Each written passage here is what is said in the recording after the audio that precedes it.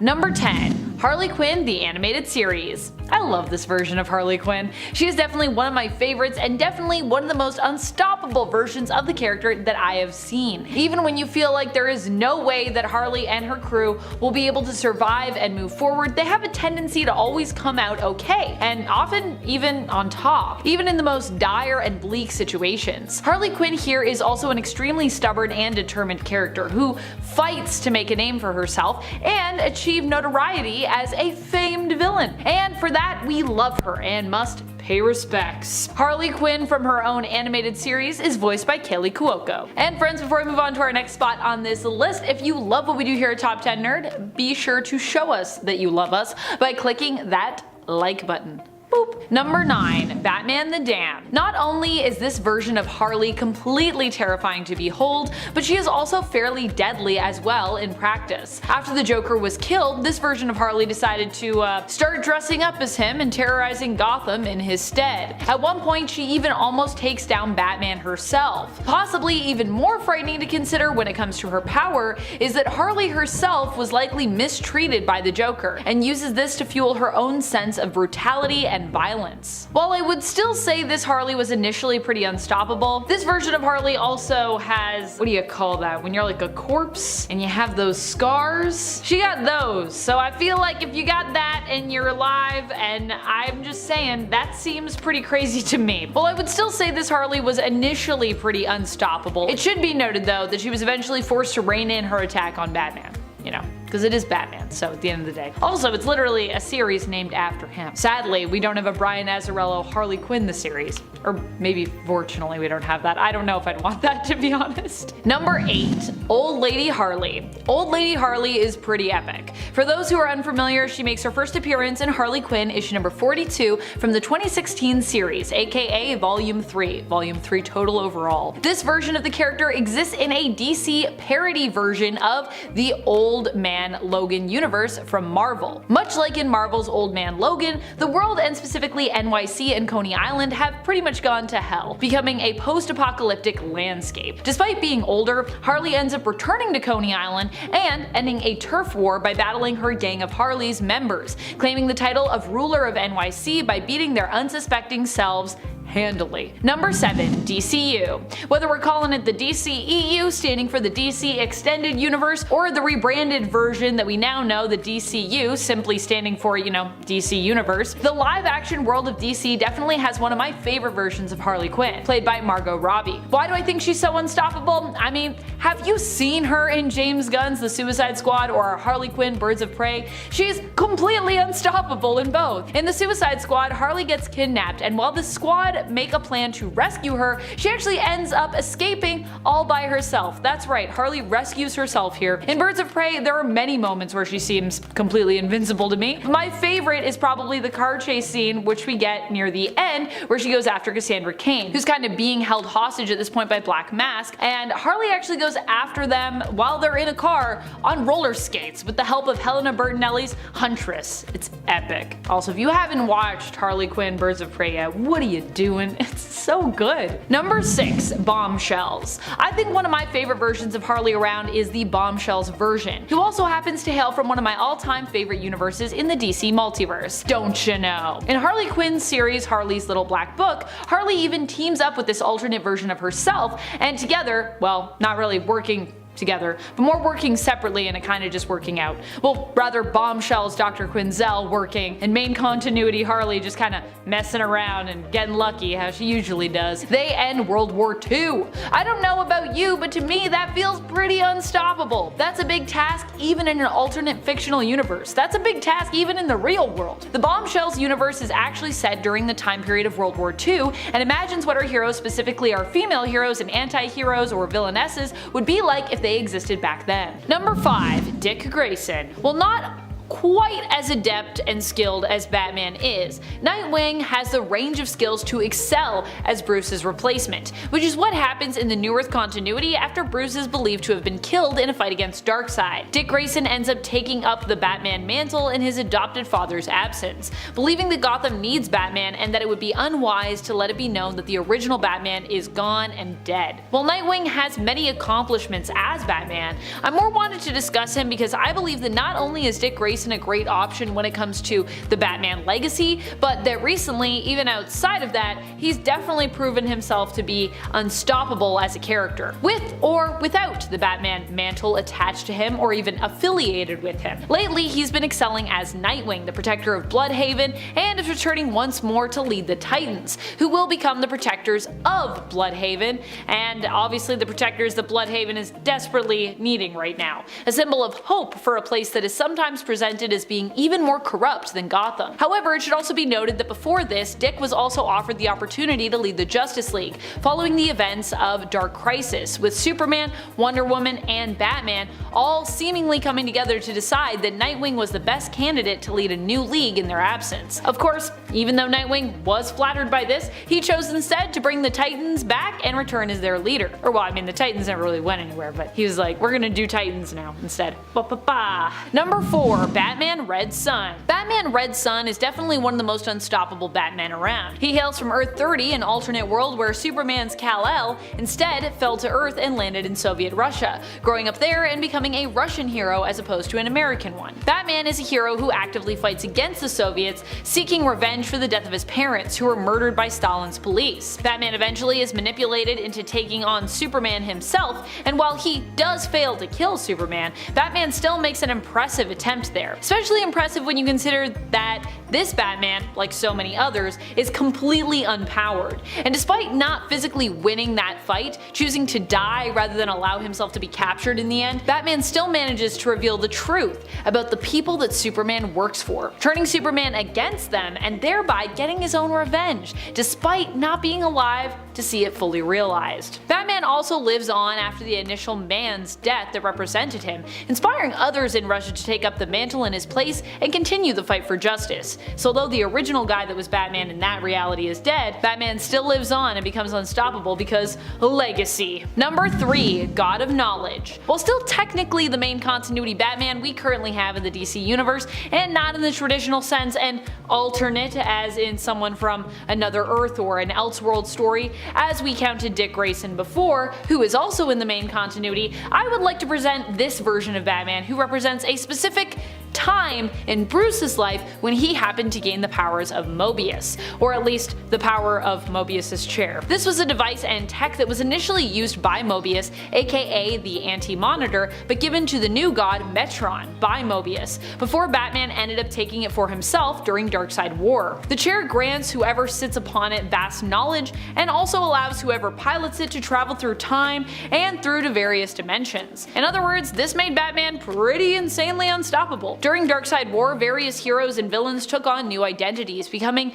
not new gods in terms of, the group of cosmic beings, but new gods in terms of them becoming gods, which was new gods, not new gods. Number 2. Batman in Bethlehem. In an alternate future, Damian Wayne ends up becoming Batman, and everything goes pretty crazy as a result. He takes up the mantle following the death of Dick Grayson, who ends up becoming Batman after Bruce retires. Following the death of his adopted brother Dick Grayson, Damian sees killing as kind of the only way to deal with criminals like the Joker, who ended Dick's life in this case. However, Bruce disagrees, refusing to let Damian take up the mantle of Batman initially, and eventually kicking him out of the Batcave and Bat family as a result of his actions. Eventually, Damian would earn his father's forgiveness and his respect once more, and go on to take up the mantle, continuing to be Batman even after both Bruce's and Alfred's deaths. However, he would once again be seen as a killer, a much crueler and less forgiving version of Batman in the future. Damian even goes so far as to sell his soul to seemingly the devil, and in the end, Gotham ends up the victim of a nuclear attack in a harsh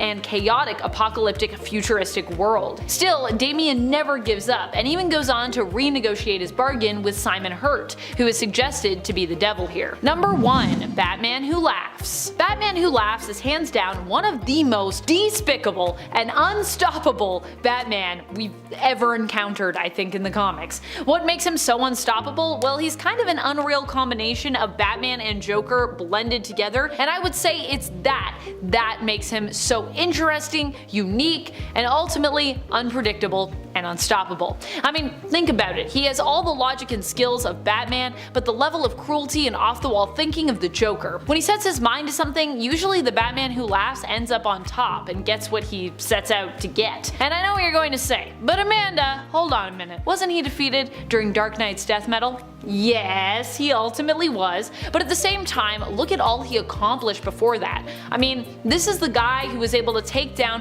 one of the most powerful villains out there, Perpetua, who is older seemingly than time itself, known as one of the hands of creation, and is the mother of both the Monitor and Anti-Monitor, as well as, you know, the World Forger. So that's pretty wild to me. Coming in at number 10 is Twinkie Spider-Man. While originally a crossover advertisement deal between Marvel Comics and Hostess, you know, the company that owns Twinkies, Snowballs, and those cupcake snack pastries, the Spider-Man of Earth 51914 is an official member of the Spider-Verse, being defeated by Morlun in the first Spider-Verse comic in 2014. But Morlun has defeated many spider totems, it's his whole thing. This sweet Spider-Man has all the same powers as our 616 spider-based hero, only he has the added benefit of using Hostess snacks as equipment, whether it be to distract, lure, and reason with criminals, and even get out of tight spots in his relationship, like when he gave Mary Jane a cupcake so he could slip away to fight crime. The power of sweet pastries should not be undervalued. Using his pastry-based equipment, he was able to defeat The Fly,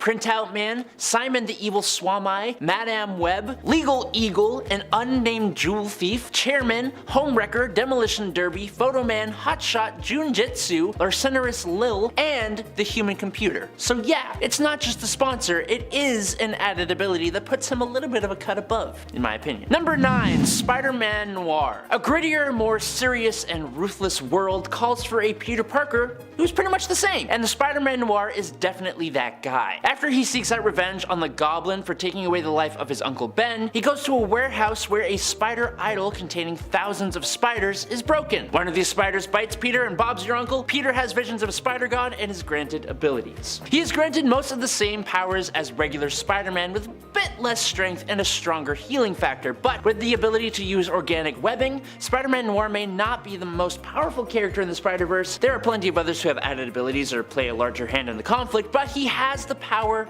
of popularity on his side, being a fan favorite character ever since his introduction, which is why, in my opinion, he's one of the few alternate Spider-Men to survive Morlun, despite whatever excuse the comic gave. Also, he looks super cool. Hey nerds! Before we carry on, be sure to check out our channel and subscribe for more comic book content just like this. Alright, let's flip back to the list.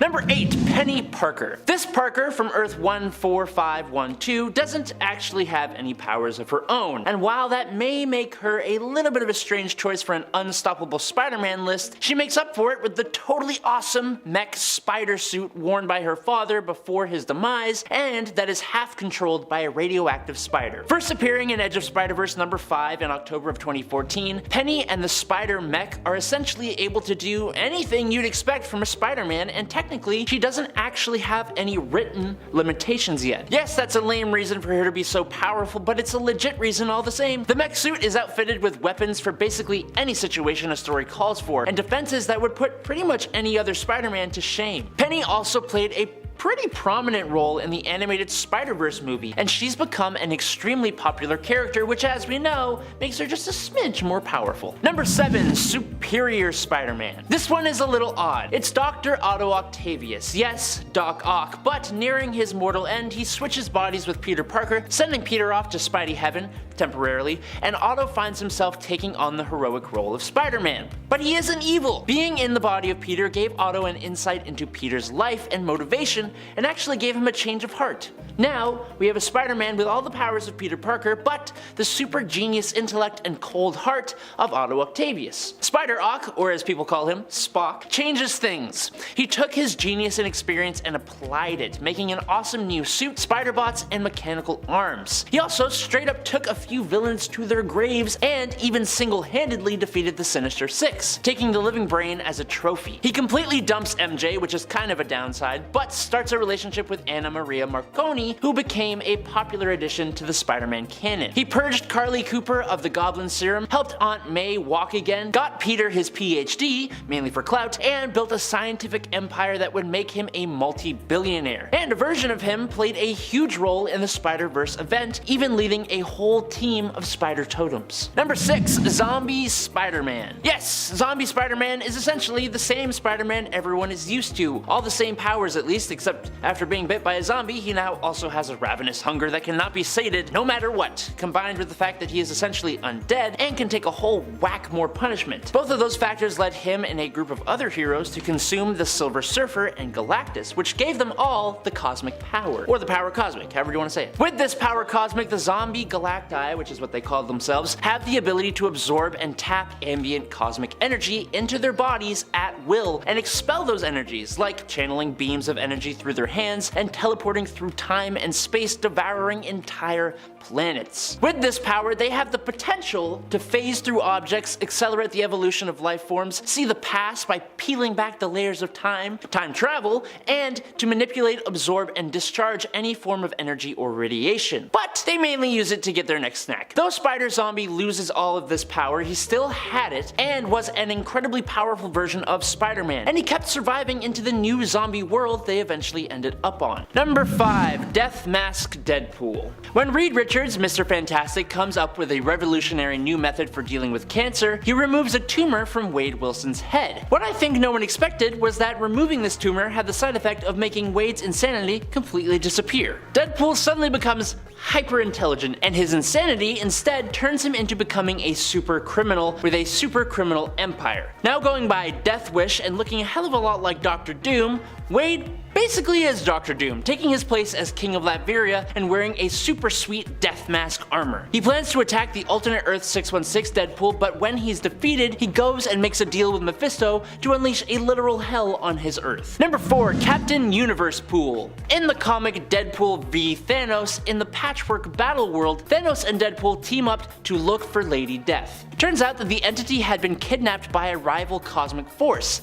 Eternity. And it turns out that Eternity is pretty peeved about being ridiculed and separated by the Infinity Gems and Galactus' hunger and the Annihilation Wave and Death's Embrace. I don't know. The in-betweener comes in to talk some sense into Eternity, but meanwhile Deadpool sees an opportunity and tries freeing Mistress Death, which didn't go so smoothly, and a fight breaks out. Thanos betrays Deadpool and starts to completely pummel Eternity, a cosmic entity, which makes no sense to me. Deadpool attacks Thanos, who simply throws the merc with the mouth into Eternity. Now this is where it starts to get wacky, apparently. Inside the cosmic being, Wade meets the Unipower, who bestows that power onto Wade, and boom, enter Captain Universe Deadpool. With his newfound power, he was able to go blow for blow with a death-powered Thanos. Deadpool doesn't technically win, but Death is able to see the error of her ways, and she takes back her power from Thanos, causing Grimace to explode.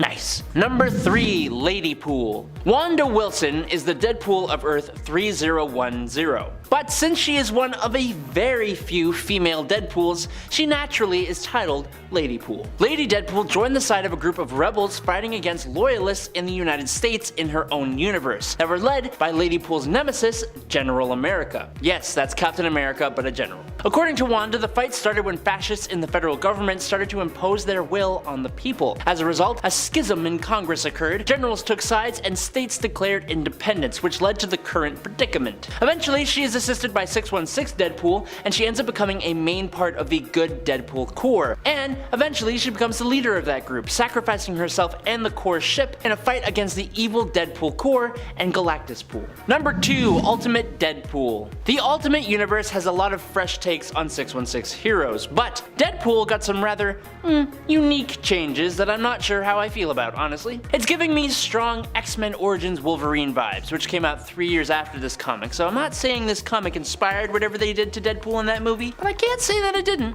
Just saying, pointing that out. The Ultimate Marvel version of Deadpool was a sergeant in the military named Wade Wilson. He's grim, he's angry, he's way too serious, and he's also an incredibly racist mutant hater. Oh, he was also a cyborg with incredible strength, retained his signature healing factor, and instead of just being disfigured, he had no skin at all, and is missing parts of his skull. So his head instead is encased in a clear plastic helmet for everyone to see.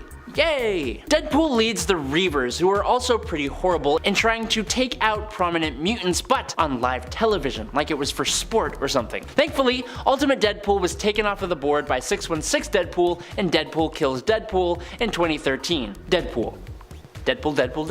Number 1. Dreadpool. In the Deadpool Kills the Marvel Universe storyline, Deathpool murders every single superhero there is in his quest to end all of creation. Deathpool even rises against the divine powers that created the Marvel Universe, meaning the literal writers, and he won. We're introduced to this character being dragged to Psycho Man by the X-Men in an attempt to cure Wade of his insanity. Psycho Man's procedure silenced all the voices in Deadpool's head, but brought out a new one, the Ultimate Murderer. This voice is aware of himself being a fictional character and is adamantly convinced that his only salvation is to kill everything there is. Dreadpool went on a complete killing spree, ending the lives of the X-Men, the Avengers, Doctor Doom, Taskmaster, Thanos, and Galactus, but he didn't stop there. The Ultimate Murderer persona had gone so far that he decided to eradicate other versions of himself, namely the 616 Deadpool. Dreadpool and Deadpool each made their own Deadpool cores, assembled from alternate Deadpools throughout the multiverse, and they went head to head. But you can read that for yourself. Starting off our list at number 10 is Assassin Spider-Man. In What If Spider-Man vs. Wolverine number 1, we are introduced to Spider Assassin, a Spider-Man variant who is just a little bit more loose when it comes to the morals he follows. In his universe, with great power comes great responsibility and greater enemies, which led the Peter of Earth 8351 to leave New York City in order to protect his family from the villains who would make personal strikes. Instead,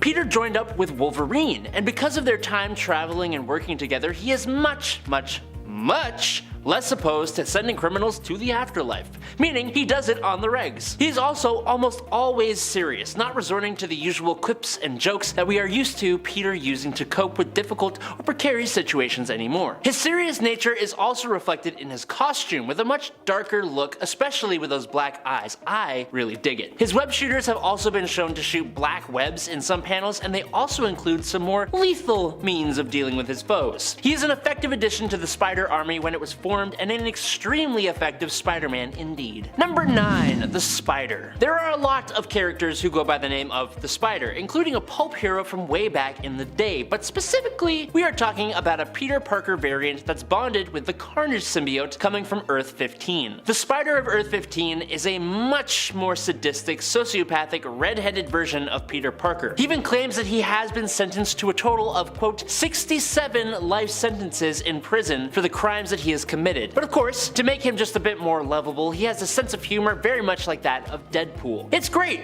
if not a little unnerving. The Spider was introduced in Exiles number 12 and was a big part of the reality-saving Weapons X team featured in it. Being a sometimes leader of the team, as a Carnage-bonded sociopath, he was pretty powerful, but he was nonetheless sent to the afterlife by a blast from Firestar in Exiles number 44, because when you're dealing with the multiverse, there is bound to be someone stronger than you, no matter what you do and who you are. Number 8. Nightcrawler Spider-Man. Very recently, meaning this year, we have been introduced to the Sins of Sinister story arc, which is basically Mr. Sinister enacting a plan to take over the world and actually pretty much succeeding. There's a whole lot to this plan that kind of deserves its own point, but one part of his plan is using his cloning know-how to create chimeras. These essentially are spliced together versions of mutants and other heroes, so basically taking the already powerful mutant heroes and making them even more powerful by giving them a second power. There are some really cool mashups, but one of the spin-off comics from this event is X-Men Sins of Sinister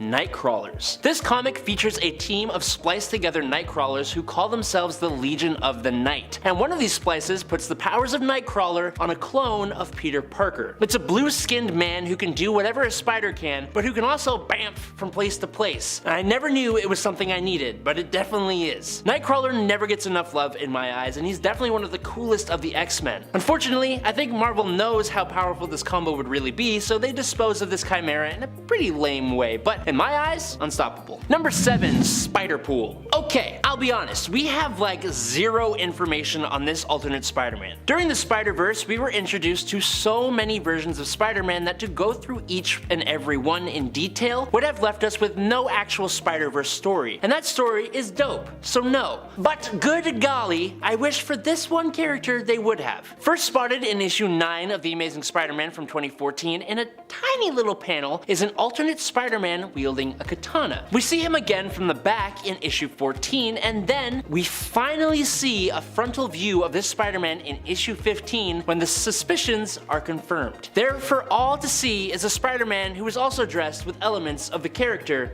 of Deadpool. Surviving the war with the Inheritors that took the life of so many alternate versions of Spider-Man, of course he would make it through. We can assume that this guy has all the Spider-Man powers, but if he's also Deadpool, then this version of Spider-Man also has that god-level healing factor, and based on the katanas, he is just as okay with being a complete psychopath. While we have no idea about this Spider-Pool's name, story, powers, or personality, we can make enough guesses to know that this guy is incredibly capable and most likely unstoppable. Number 6, Takuya Yamashiro. Instead of being Peter Parker, the Japanese Spider-Man, Spider-Man, is Takuya Yamashiro, a motocross racer and son of astrophysicist Dr. Hiroshi Yamashiro. Unlike most versions of Spider-Man, Takuya was introduced through a live-action Japanese Spider-Man TV show, and with that, his character differs quite a bit. For starters, his spider powers are a little less powerful due to the budget constraints for the show, which is a hilarious reason, but don't you dare think that this makes this guy a pushover. To make up for his less powerful spider powers, Takuya has a massive kaiju fighting mech named Leopardon, Power Ranger style with arm rockets, an absolutely giant sword, and a boomerang. He uses Leopardon and his spider abilities to fight the Iron Cross Army, which is a group of suspiciously human-looking aliens from an unnamed world who are led by, wait for it, Professor Monster. Nice. Due to his popularity and just how awesome he is, Takuya Yamashiro has become an official character in the multiverse, coming from Earth 51778, fighting against the Inheritors alongside the Spider Army, and he is set to appear in the second animated Spider-Verse movie, which I am pumped to see. Number 5, Robbie Reyes. Well, not really an alternate in the traditional sense, considering that Robbie is the current main Ghost Rider in the Earth 616 continuity right now. He's not necessarily the first person most think of when it comes to the Ghost Rider mantle, considering that he's the latest one to become the main Ghost Rider in canon, but isn't the person that's been Ghost Rider the longest, I'd say. Fans of the more classic Ghost Rider character likely think of Johnny Blaze, or perhaps, if they were comic fans more in the 90s, Danny Ketch. And while the first person I do think of myself is Robbie at this point, well, maybe like Johnny and then Robbie, it's pretty close between those two, this is why I decided to include him here. Also, it's hard when we talk Ghost Riders plural to keep it all multiversal. I mean, there's just so many powerful and amazing Ghost Rider alternate characters that exist just within the main universe. Robbie Reyes may be one of the new riders on the block, but that does not diminish his power or the fact that he often refuses to back down from a fight, even fights that seem completely unwinnable. Number 4, Captain Marvel. Captain Marvel also for a time became a Ghost Rider during Doctor Strange Damnation. In fact, in issue number 4, we see her fight against Doctor Strange himself, taking him on in his own Ghost Rider form. Alas, she is also a pawn of Mephisto's, which means for our heroes in the story, she is just the wrong kind of unstoppable, one they have to battle against, and honestly, you do not want to fight an unstoppable villain, especially one that packs as much of a punch as Carol does on a good day, and who also now has the added bonus of all the Ghost Rider's powers too. Fortunately, Wong has a few tricks up his sleeve, and Carol ends up turning her Ghost Rider wrath on Mephisto in the end, thanks to some major plays Wong made in secret, which are then revealed, of course. He knew Mephisto's weakness, that while he ruled on Earth, his seat in Hell would be vacant, and so he sent Johnny Blaze to his doom, knowing that Johnny, once taken off the board on the earthly plane, would then be free to take over for Mephisto in Hell as its ruler. Pretty smart thinking, Wong. Number 3. Ghost Hammer. Hailing from Warp World, which we got to explore in Infinity Warps when Gamora folded the universe in half and trapped it inside of the Soul Gem, this is a variant that really packs a punch. Speaking of people that can pack a punch. Ghost Hammer, like many from Warp World, is of course a Marvel amalgam character. And not even just that, he's actually an amalgam character of an amalgam character within the Marvel universe. Ghost Hammer is both Ghost Panther and Iron Hammer combined. Ghost Panther is a combination of the characters of both Ghost Rider and Black Panther, and Iron Hammer amalgamates Iron Man and Thor into one character. So combining the two of those characters together, we get one insanely super powerful character that is not made up of just two different characters really, but instead 4 different ones who have been folded together once and then of course once more to give us Ghost Hammer. Ghost Hammer comes equipped with Mjolnir, which for one of Ghost Hammer's previous forms, Iron Hammer, was also used to help him access the power of his suit. Number 2. Doctor Strange. Doctor Strange becomes probably one of the most powerful Ghost Riders to have ever ghost ridden in Doctor Strange Damnation. Here he attempts to face Mephisto alone and ends up being, well, pretty beaten at first, turned into one of his Ghost Riders. Fortunately, he has bats with him. His ghost doggo ends up possessing Steven to save him from hurting Wong. In the end, after Johnny has become ruler of Mephisto's Hell Dimension, Wong even helps Steven to become something greater, giving him the souls of all the dead Avengers for a brief moment so he doesn't have to feel alone. Aww. In essence, making him an Avenger god. But even before, when he was just a soulless Ghost Rider Doctor Strange, he would have been something fierce to see. The mystic knowledge that Steven has combined with the powers of Ghost Rider, I'd say alone, are pretty unstoppable. And when you add in a soul from bats possessing Strange's body, you also still end up being unstoppable enough. Even probably while less aware of, the finer details of battle, as I don't think Bats is, like a master tactician or anything like that. Bats though still could go head to head with Ghost Rider Captain Marvel, which I think speaks for itself. That's still pretty impressive. Number 1. Cosmic Ghost Rider. Maybe one of the most unstoppable versions of Ghost Rider around, definitely on this list, is Cosmic Ghost Rider. Cosmic Ghost Rider first appeared on the scene back in the 2017 Thanos series, and right away he became a very strange but very obvious fan favorite. I personally am one of the people that love him. He is one of the most ultimate Ghost Riders because he is also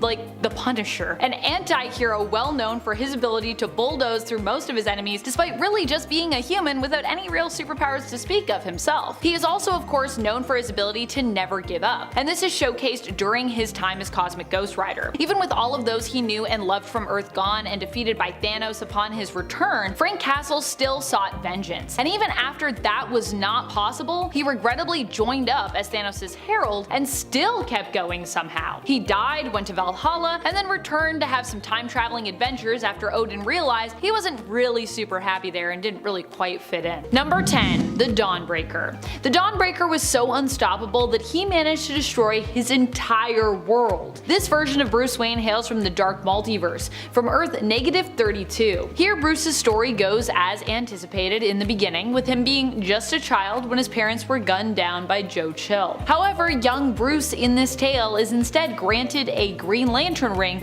following his parents' deaths, and ends up joining up with the Green Lantern Corps. The oath of Green Lanterns though does not necessarily resonate with Bruce, with him only seeing his ring as a means for him to get his revenge. Despite the fact that the Green Lantern's rings normally cannot be used to kill, Bruce pours his inner darkness, his void of emotion, into this ring, corrupting it and thereby willing it to kill, and even using it to temporarily raise the dead. He goes on to kill all of the criminals of Gotham, face off with the Green Lantern Corps and successfully kill them and the Guardians of the Universe, and of course destroy the entire world. Well, his entire world.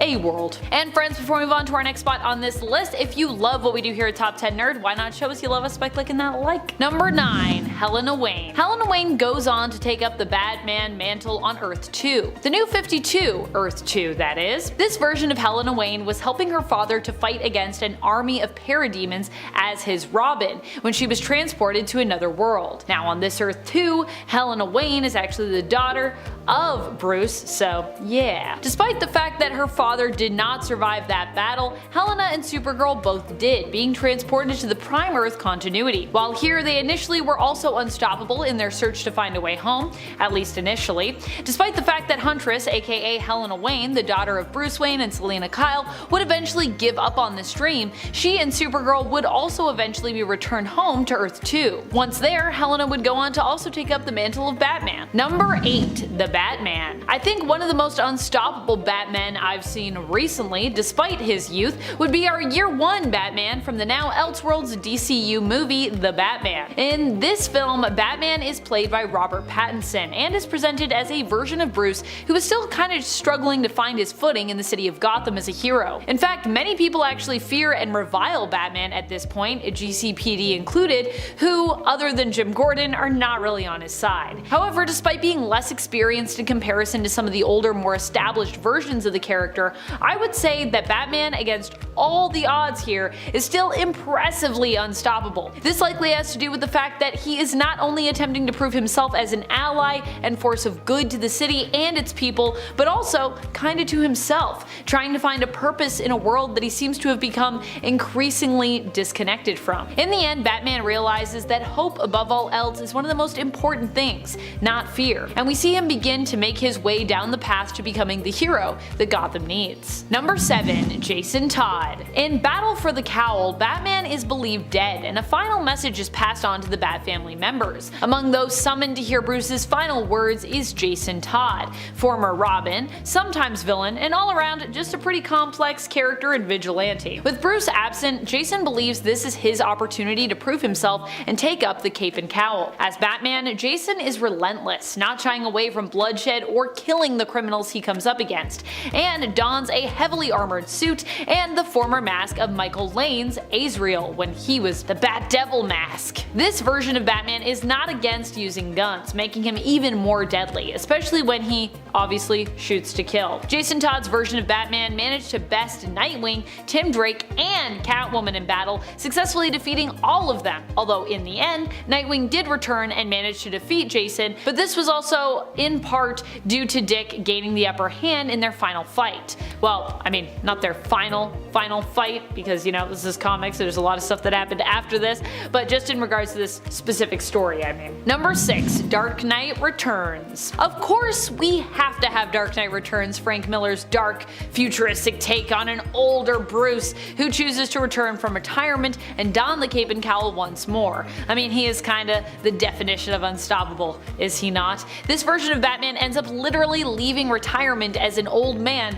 to come back and kick some butt. And he does a pretty freaking great job, I gotta admit, even almost beating Superman before seemingly dying of a heart attack, but even then, not really. So while Superman seemingly wins the ultimate and famous fight between the two of them, it's revealed that in the end it may have all just been part of Bruce's elaborate plot, meaning that as always the detective also wins in the end, especially because Superman's kinda like, yeah, I know he's still alive, it's all good. Number 5. Phoenix Force Spider-Man. Okay, so this is a slightly more confusing pick for this list. Most fans of Marvel Comics know that the Phoenix Force is an incredibly powerful entity within the universe, essentially the embodiment of life itself. Many characters have played the role of hosts for the Phoenix Force, and not always with the best outcomes. But Spider-Man wielding the immense power of the Phoenix Force first appeared in a comic in Spider-Man number 25 in 1990. Now unfortunately though, this was later revealed to just be an illusion. But since it was so incredibly awesome to see, it inspired another appearance. However, this time it was taken by a video game. Spider-Man 2 Enter Electro, which actually saw Peter Parker wielding the Phoenix Force with real Phoenix Force powers. It's not comic books, but it happened, so it's kinda cool. Number 4. Cosmic Spider-Man. There was a point in time when Peter Parker of Earth 616 absorbed the Enigma Force and became the most powerful version of Spider-Man we have ever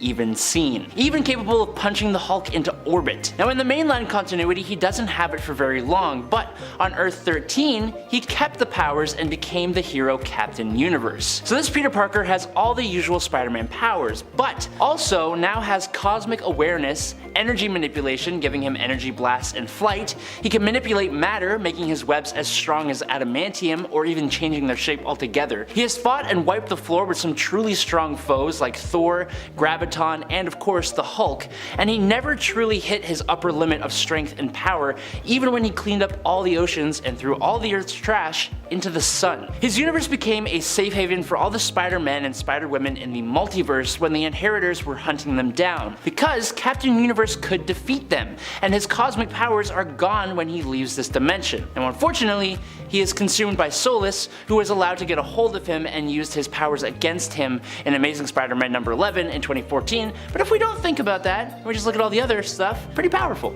Pretty unstoppable. Number 3, Cosmic Comic Spider-Man. Now look, I've talked about this version of Spider-Man a few times, and I'm sorry if it's getting old, but it's cool. The comic he appears in is actually just a guide on how to read comic books, and through the course of the story, it basically becomes a love letter to comic books themselves. It's really good if you love comic books, you should definitely check it out. In How to Read Comics the Marvel Way, issues 1 to 4, the comic itself becomes a character, and it starts off trying to teach the reader how exactly to read comics. The comic follows Spider-Man in a conflict with Mysterio, who found the Cosmic Comic, the same one speaking to us, in the basement of the Natural History Museum. It allowed Mysterio to freeze Spider-Man in time in a comic panel, turn inanimate objects to life, and increase his size. Now after causing more problems by tearing the comic book in half, Peter Parker eventually learns that he himself is a comic book character. He can see all of time laid out as a comic panel. He trapped Mysterio in an airline passenger safety card, which is essentially a comic book if you think about it, and then he pulled him out of that comic. He created comic book shops to combat the dip in popularity of comics themselves, and he even breaks the fourth wall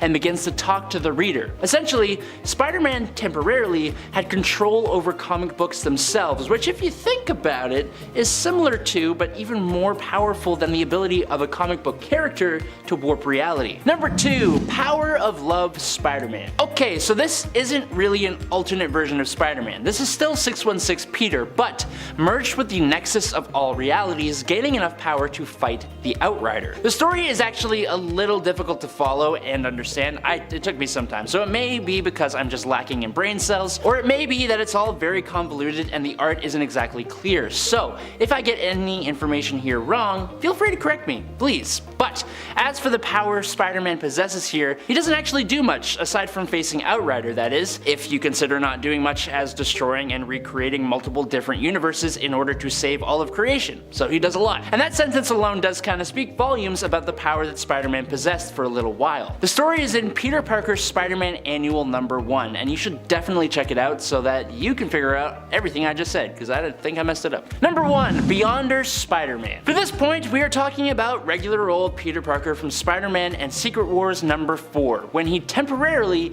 gains the powers of the Beyonder. Now before Dr. Doom was granted the Beyonder's powers in Secret War, the Beyonder power actually went to 2 others. Once the power left the Beyonder himself, it actually went straight to Wolverine, who absolutely could not handle the power at all, so he almost immediately bestowed it onto Spider-Man. With this power, Spider-Man turns Doc Ock into plants, he obliterates a big group of villains, easily rips apart Ultron, literally stomps on the Molecule Man, and defeats Galactus with his fists. He brings a city from the 32nd century into the modern day, creating a new Parker City. He saves Uncle Ben on like 3 separate occasions, just bringing him back to life, like through reality.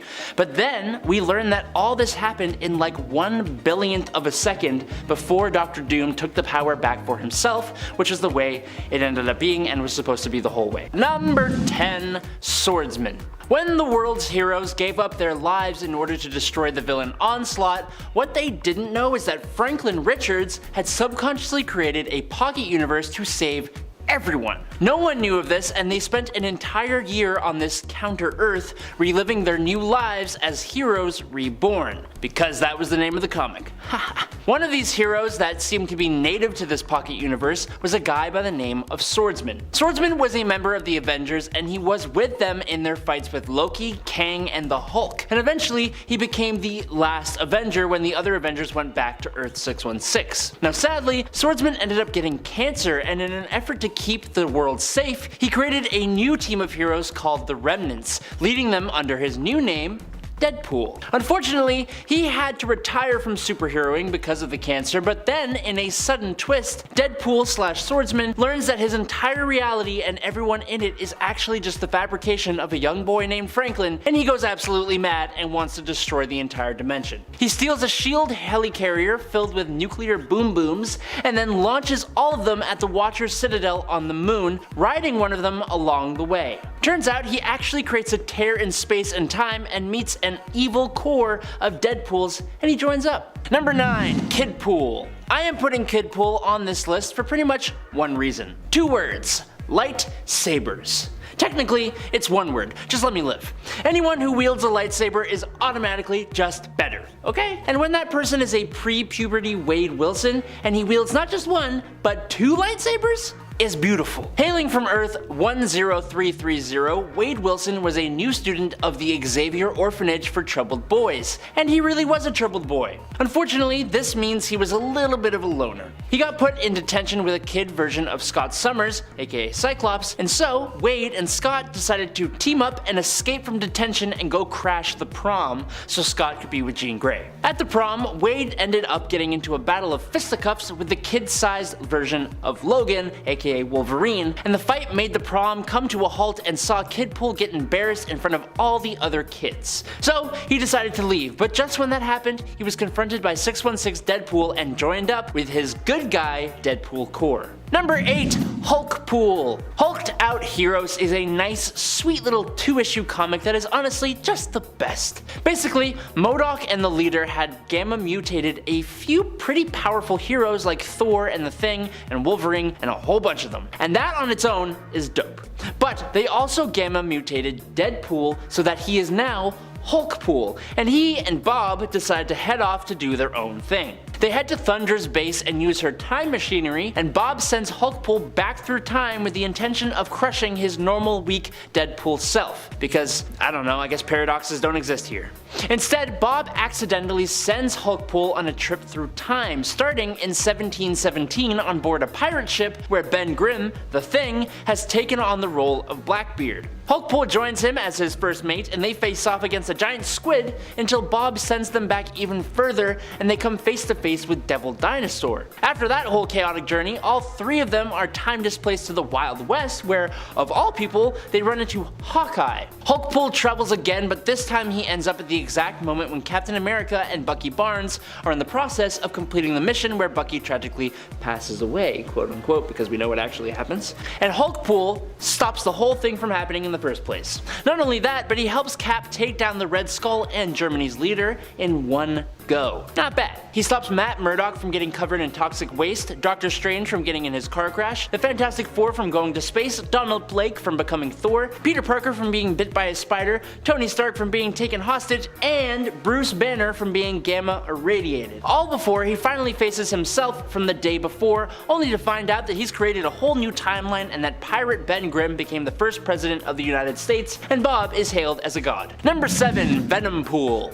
Venompool hails from Earth 90211 from a reality stuck in the 1980s. In the story, the Beyonder decided to live the life of the party, and Spider-Man is still bonded with the Venom symbiote. Well, when Deadpool is hired by Galactus to kill the Beyonder, Deadpool tracked down his target to a nightclub, but found he was enticed into the Beyonder's partying lifestyle, getting Jerry curls in the process. While hanging out with the Beyonder in a flying limousine, because of course, Spider-Man breaks into the car out of nowhere and demands Beyonder remove the symbiote costume from him. In a freak moment, Spider-Man is attacked by the limo driver, and the symbiote ends up bonding with Deadpool instead. After a while, the Beyonder got sick of the Deadpool/symbiote amalgamation and ditches him, which you can imagine didn't sit very well with Venompool. He ends up going back to his mission and tries to bring down the Beyonder with a weapon called the Recton Expungifier. There's a lot to this story, but I don't want to rob you the satisfaction of reading it yourself, so we're moving on. Number 6. Gwenpool. Gwenpool came from a universe a lot like ours, meaning superheroes were all fictional characters in her world with origins and stories printed in comic books. Well,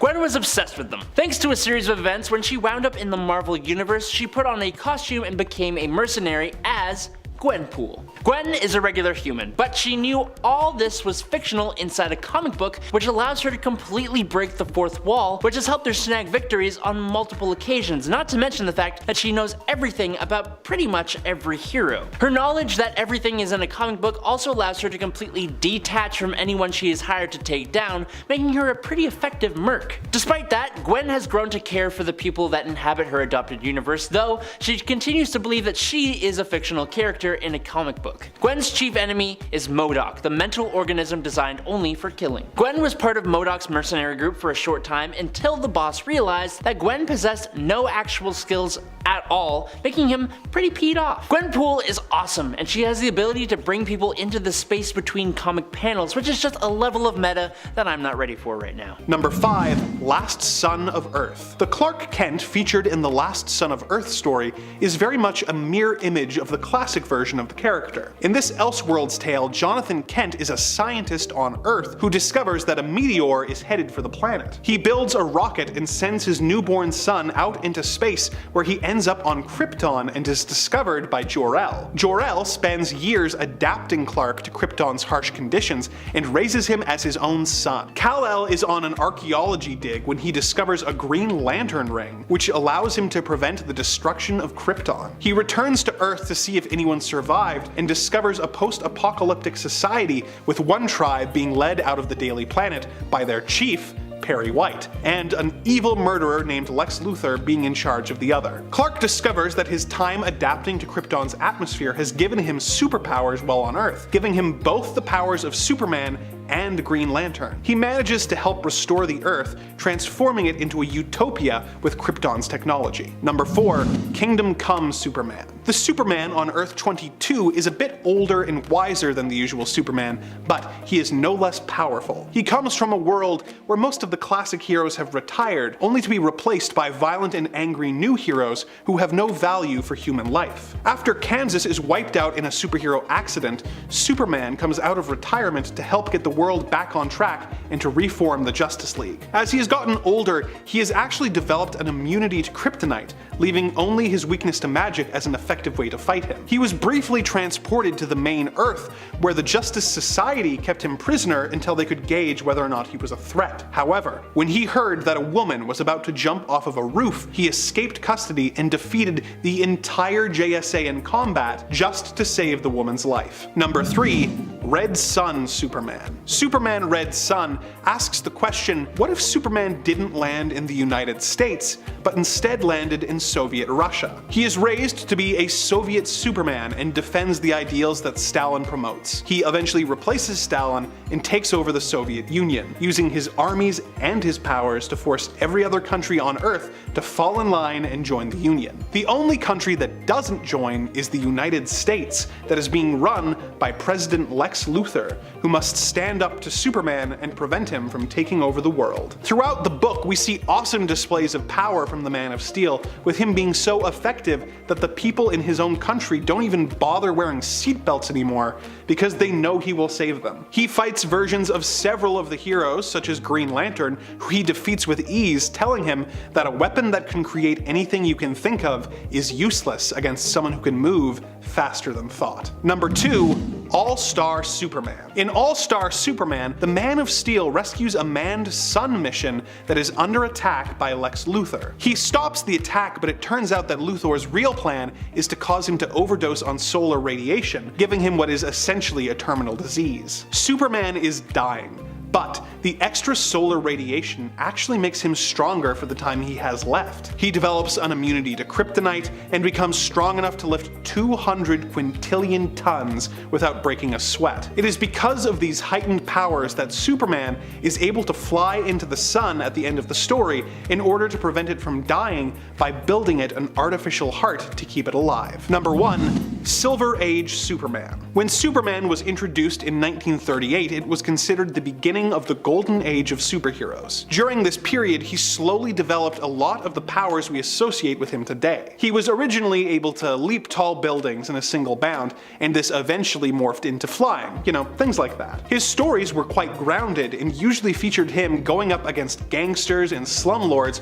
who were taking advantage of the people of Metropolis. This all changed in the Silver Age. In the Silver Age, Superman was going up against more and more outlandish sci-fi plots, which were known for giving Superman more and more powers as the stories went on. These included kind of weird powers like super ventriloquism and hypnotism, but they also beefed up his standard powers. Superman has of course always had super strength, but in the Silver Age he was so powerful that he could tow an entire galaxy's worth of planets behind him with a big chain. One sneeze from Silver Age Superman was powerful enough to wipe out a solar system. So yeah, he was pretty powerful. He was the Superman of Earth 1, and was actually the main Superman until the continuity reboot of 1986, Crisis on Infinite Earths, where we were introduced to the New Earth Superman, who other than during the New 52 era, has been our main Superman ever since. Silver Age Supes is actually too powerful, and was nerfed quite a bit for the New Earth era, but he is now considered an alternate Superman,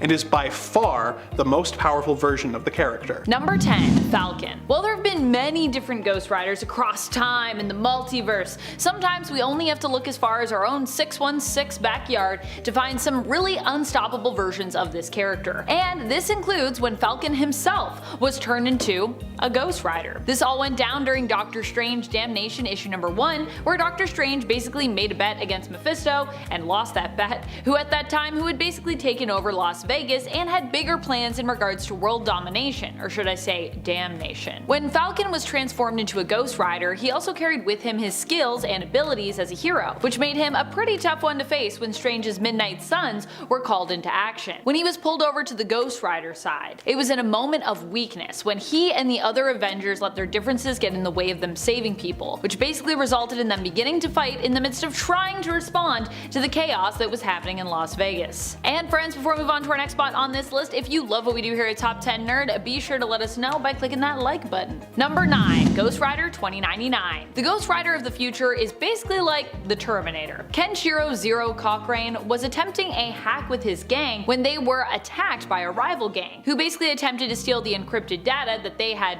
successfully stolen, but hadn't yet cracked themselves. In the end, Zero's gang was killed, and Zero himself was in the process of dying, so he decided to upload the encrypted data in his last few moments to his girlfriend before attempting to fry the implants in his own head so that the gang wouldn't get any information from him in regards to what they were looking for. When he awoke, he was in cyberspace and ended up being offered a place in the world once more as a futuristic spirit of vengeance, given a second chance by advanced AI, who saw the world to be on the verge of collapse, where corporations would in essence devour and basically destroy everything. As a basically fully cybernetic Ghost Rider, Zero has the benefit of having a body that is completely made out of weapons, with him being uploaded into, in essence, a war machine. He also has the benefit of never really being able to die, as he could always just be re-uploaded into another bot if need be. Kinda like exists in like the cyberspace. Number 8. Black Panther. Black Panther is another character who ended up being pulled over to the side of Mephisto, seemingly becoming a member of Mephisto's Ghost Rider Avengers in the series Doctor Strange Damnation for a brief time. He's also one of the characters the Midnight Suns are forced to confront. Black Panther has a lot of power all of his own, never mind as a Ghost Rider in addition to that. He's also a pretty insane force to have on your side,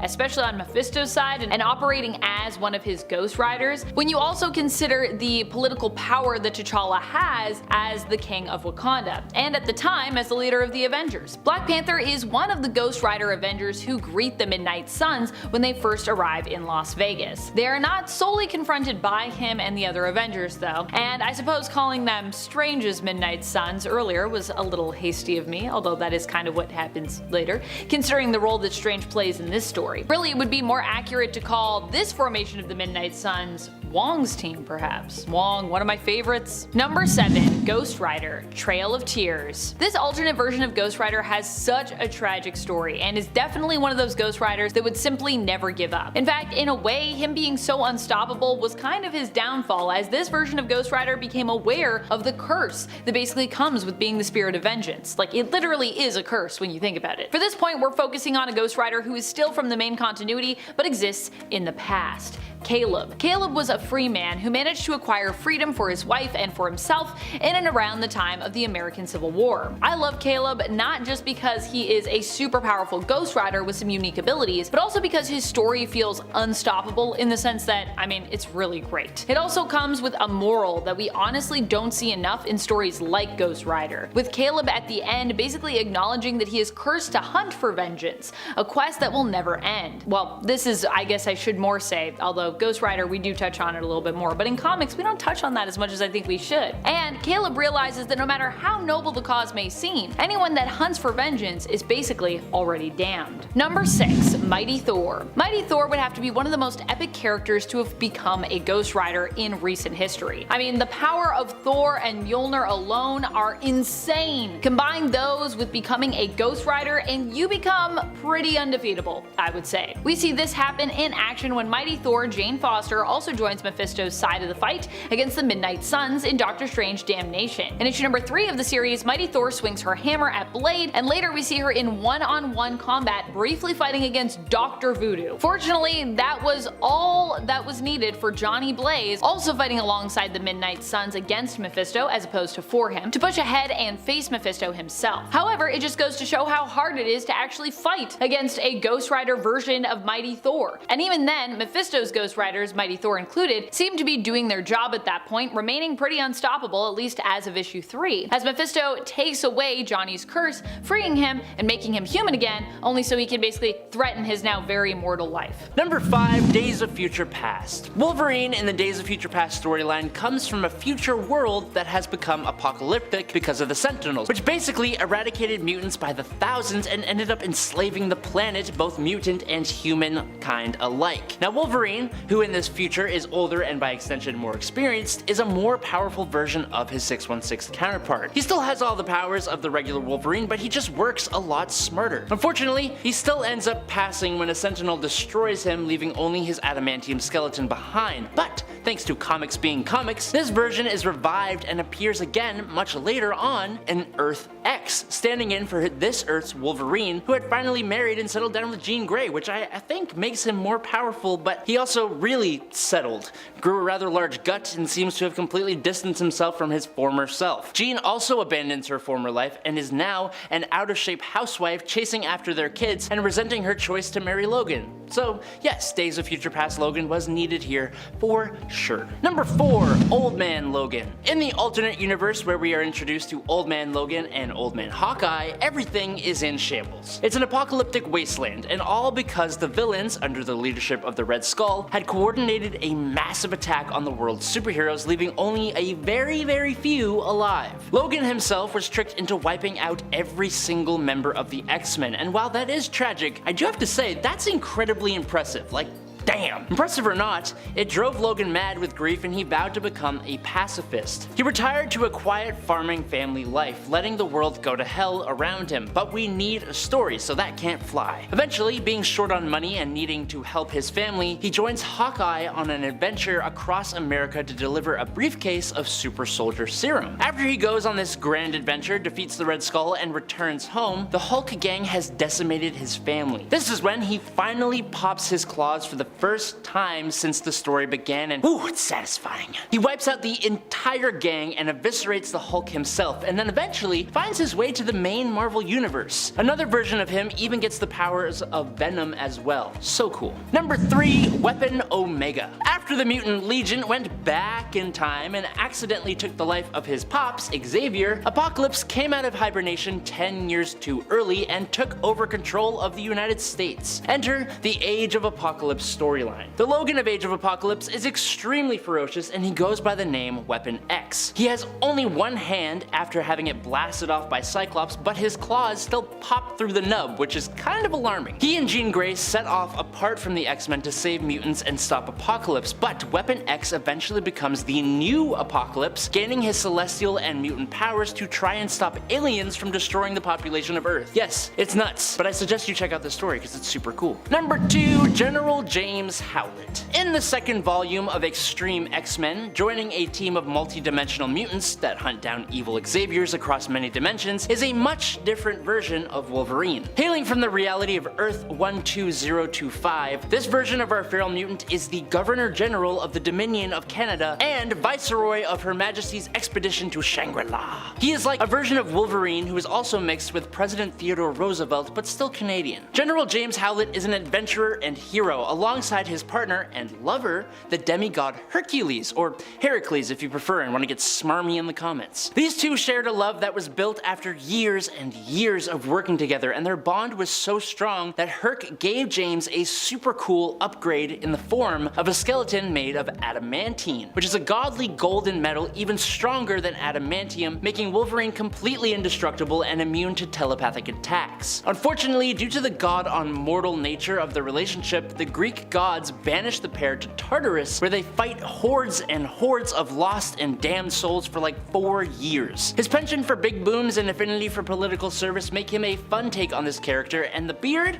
Oh, it's classic. And in at number 1 is Phoenix Logan. The Phoenix Force embodies life in the Marvel Universe. It is incredibly powerful, and when it chooses a host, that being becomes a force to be reckoned with, which is funny how it always seems to happen to characters who are already pretty damn unstoppable by themselves. Old Man Phoenix is an alternate reality version of Wolverine from Earth 14112, which features a story that is actually revolved around old King Thor. Now, Wolverine's past resembles his Earth 616 counterpart, but it's a little different, because after Loki destroyed everyone on Earth, including Wolverine, the Phoenix Force chose Wolverine as its avatar, resurrected him, and granted him its powers. So what we have here is Wolverine's regenerative healing factor, retractable adamantium claws, and enhanced senses combined with the Phoenix's psionic powers, cosmic pyrokinesis, and flight. These factors come together to make him one of the most powerful entities in his universe, even more powerful than old King Thor himself. Now, coming in at number 10 is Wondrous Man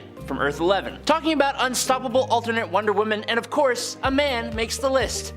Yikes. Dane of Elysium is from the alternate Earth of Earth 11, and he isn't the only gender-swapped hero. In fact, all the heroes you may be used to are swapped. Here, the Amazons are an all-male race of warriors. The Themyscirians had actually joined with the world, creating a matriarchal society, and this group of male warriors made their way to the Isle of Elysium, where they would remain segregated from the women's world. Dane was their prince, and a hero to the world, until he wasn't.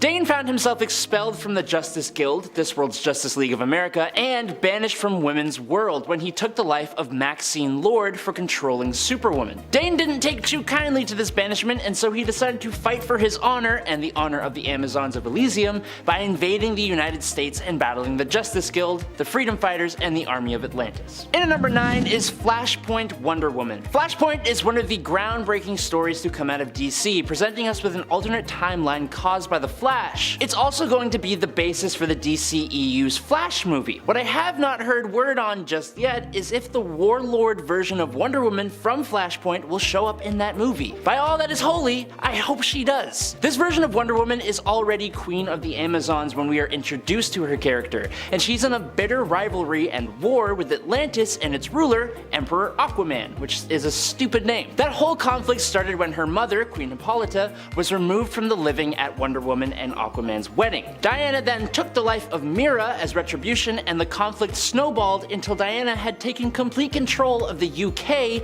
as the new Themyscira. This version of Wonder Woman is basically the same as the standard Wonder Woman, but it's her feats and her title as Queen of the Amazons that makes her pretty much unstoppable. Number 8, Becca from Gods and Monsters. Becca may just be the strongest of the Wonder Women who have shown up today, and that's because she's different from them all. She isn't even an Amazon. Becca, who was Wonder Woman in the animated Gods and monsters is actually a new god. She was exiled from New Genesis following her marriage to Darkseid's son, Orion, a wedding that was interrupted by her family, who used the momentary peace between New Genesis and Apocalypse to launch a sneak attack. When she came to Earth, she became Wonder Woman alongside a vampire Batman and a Superman who was actually the son of General Zod. As a new god, she does have similar abilities to Wonder Woman, only they should be far superior. She wields immortality, super strength and durability, flight, super healing, and self-sustenance, but more literally, she also wields a golden lasso, New Genesis armor, and a sword given to her by Orion that was crafted by the greatest smiths on Apocalypse and is basically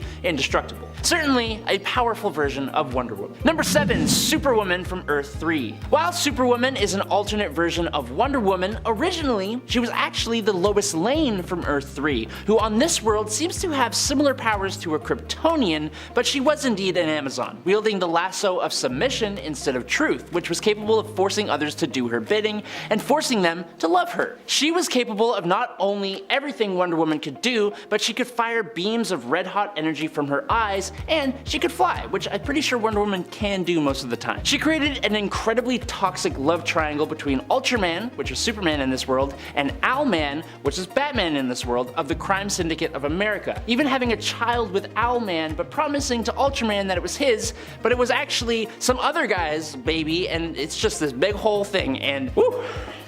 Don't want to talk about it anymore. Number 6. Donna Troy of Earth 3. Just as Donna Troy became the new Wonder Woman in the legit continuity, on Earth 3 she would also become the new Superwoman. But unlike the previous Superwoman, who seemed to have the same abilities as a Kryptonian, Donna Troy was a bona fide Amazon from Demon Island. As the Queen's daughter, Donna was trained harder and pushed farther than any other person on the island. She was expected to become stronger than any other, and when she met Steve Trevor and fell in love, it was her test of strength to go against that love and snap him like a dry twig. Now, having proven herself worthy in her mother's eyes, she set off into the world and forced her way into the crime syndicate of America as the new Superwoman, wielding the lasso of submission. Now, Donna's whole life goal is to truly make her mother proud by eventually returning to Demon Island, slaying her, and taking the throne for herself. Goals? Number 5. Rebel against Starro. This is the version of Harley Quinn we are first introduced to through her own Multiversity series. Multiversity, Harley screws up the DCU. In issue number 1, Harley inherits a time machine from a mysterious Professor Incredulous. Against the wishes of her crew, the gang of Harleys and Egg Foo and Red Tool, well, Red Tool isn't really against it, but he is present for this, she decides to jump into the way back when machine and of course travels through time. While she doesn't exactly remember her entire journey, seemingly reeling from the experience alone, she does discover that her actions have somehow resulted in an alternate timeline where Starro has completely conquered the planet. She ends up being rescued by her own alternate self, who in this universe is a short-haired badass version of Harley who talks to her own bat and is part of the rebellion against Starro the Conqueror. Number 4. DCAU. Hailing from the DC animated universe, especially the corner of it pertaining to the Batman animated series, and resulting spin-off comics set in the same universe,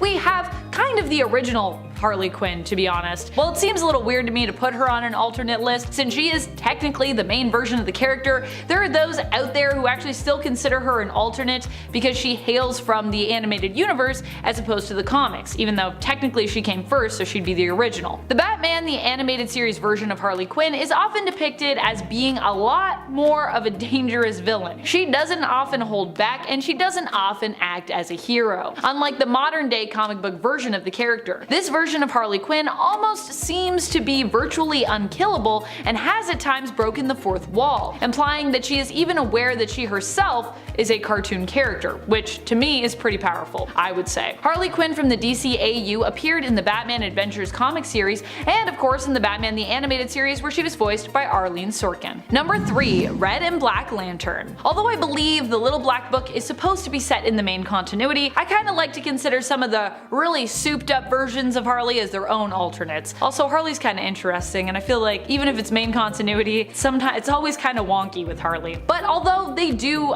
sort of represent a period of time in Harley's life in that main continuity, they often also stand separate from that, with their own individual tales that stand alone. And for that reason, they feel like an alternate version. Also, I'd be sad that I wouldn't get to talk about them, so here we go with one from Harley's Little Black Book. This one comes from an issue in the series where Harley Quinn teamed up with Green Lantern. Well, she kind of initially initially faced off against him, but in the end saved Hal and even briefly became a Green Lantern herself. However, Harley got her hands on a Red and Black Lantern ring and became herself a combo Red and Black Lantern, which is why they fought initially, which is also pretty OP as you might imagine, and of course pretty perfect for Harley with her red and black coloring. Number 2. Hammer Harleen. Another one of my favorite versions of Harleen technically comes from a very brief period in her main continuity story. This is Hammer Harleen. Hammer Harleen is a version of Harley who appears for only a few select issues in her 2016 series. While on vacation, Harley ends up getting recruited by Granny Goodness to become a female Fury. However, this only lasts about 1.5 issues as she pretty quickly annoys Granny Goodness to the point that her powers as a female Fury are taken back away from her, and of course she ends up imprisoned instead on Apocalypse, which I mean, if you're a Harley fan, I'm sure you saw that one coming. Don't worry though, with the help of her newfound friend, Petite Tina, Harley does end up eventually escaping back to Earth. Number 1. The Offer. When people often talk about the version of Harley that they think of as the most unstoppable or most powerful version, Year of the Villain tends to be the one that fans of the character most often bring up. When it comes to Harley Quinn comics, including Year of the Villain, I feel like almost anything could actually be considered alt reality. I mean, the lead into this event in the Harley Quinn series happened through Harley reading a Year of the Villain comic itself in canon starring her. Pretty wonky. And of course, when Apex Lex offered Harley her ultimate self as part of this event, Harley actually said, "No thanks." So instead of becoming her quote-unquote most unstoppable version, according to Lex anyways, Harley ultimately passed, which really makes this crazy cybernetic version of her, powered by Yellow Lantern energy and a drop of Lobo's blood, an alternate. Coming in at number 10 is William Marvell. Every now and then, I have the pleasure of talking about the Amalgam Universe, the place where Marvel Comics and DC Comics finally played nice and mashed up their characters together to give fans some of the coolest, most unique, and most powerful iterations of their favorite heroes. For the Amalgam Universe version of Shazam, I think the two comic book giants made a really cheeky move when they gave us a combination of each of their Fawcett comic character iterations. William Marvell, a mix of Billy Batson from DC and Marvel of the Kree from Marvel Comics. William here is a young boy that is transformed into a super scientific, energy projecting superhero called Captain Marvel whenever he shouts the word Kree. Now, as silly as it would be to go around shouting Kree, it really just makes sense for this to be the amalgamated version of Captain Marvel and Captain Marvel. Captain Marvel was a key member of the JLA, or the Judgment League Avengers. Number 9, Mary Marvel. Mary Marvel isn't an alternate Shazam in the way you might think, meaning she isn't from an alternate universe.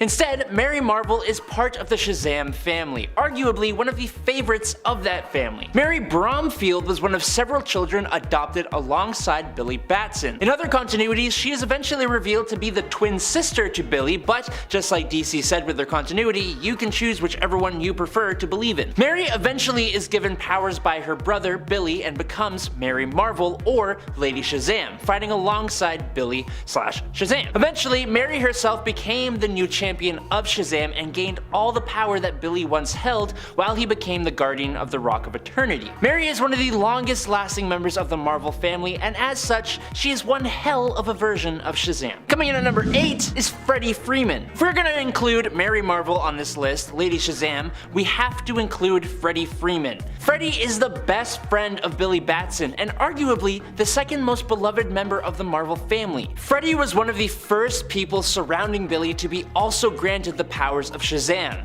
He ended up becoming Captain Marvel Jr., but considering Freddie and Billy are like best friends, could you imagine your best friend being like, "Hey, so I got these awesome powers and I'm gonna give you access to them, but and I know you're my best friend, but you have to call yourself me Junior and be my sidekick. Sorry, loser." I'd be so mad, but at the same time, Freddie did eventually become the next Shazam in the awesome Trials of Shazam story. And I honestly dig the long-haired blonde Shazam. He looks awesome, and he honestly did a pretty good job holding the title. Number 7, just imagine. So, back in 2002, DC teamed up with Stan Lee of Marvel Comics fame, and together they released the Just Imagine series, which is basically DC saying, hey, just imagine if we let Stan Lee come and make a bunch of characters with the basic principles of DC characters, which is such a great idea. One of those characters ended up being Robert Rogers from Just Imagine Shazam #1, and yes,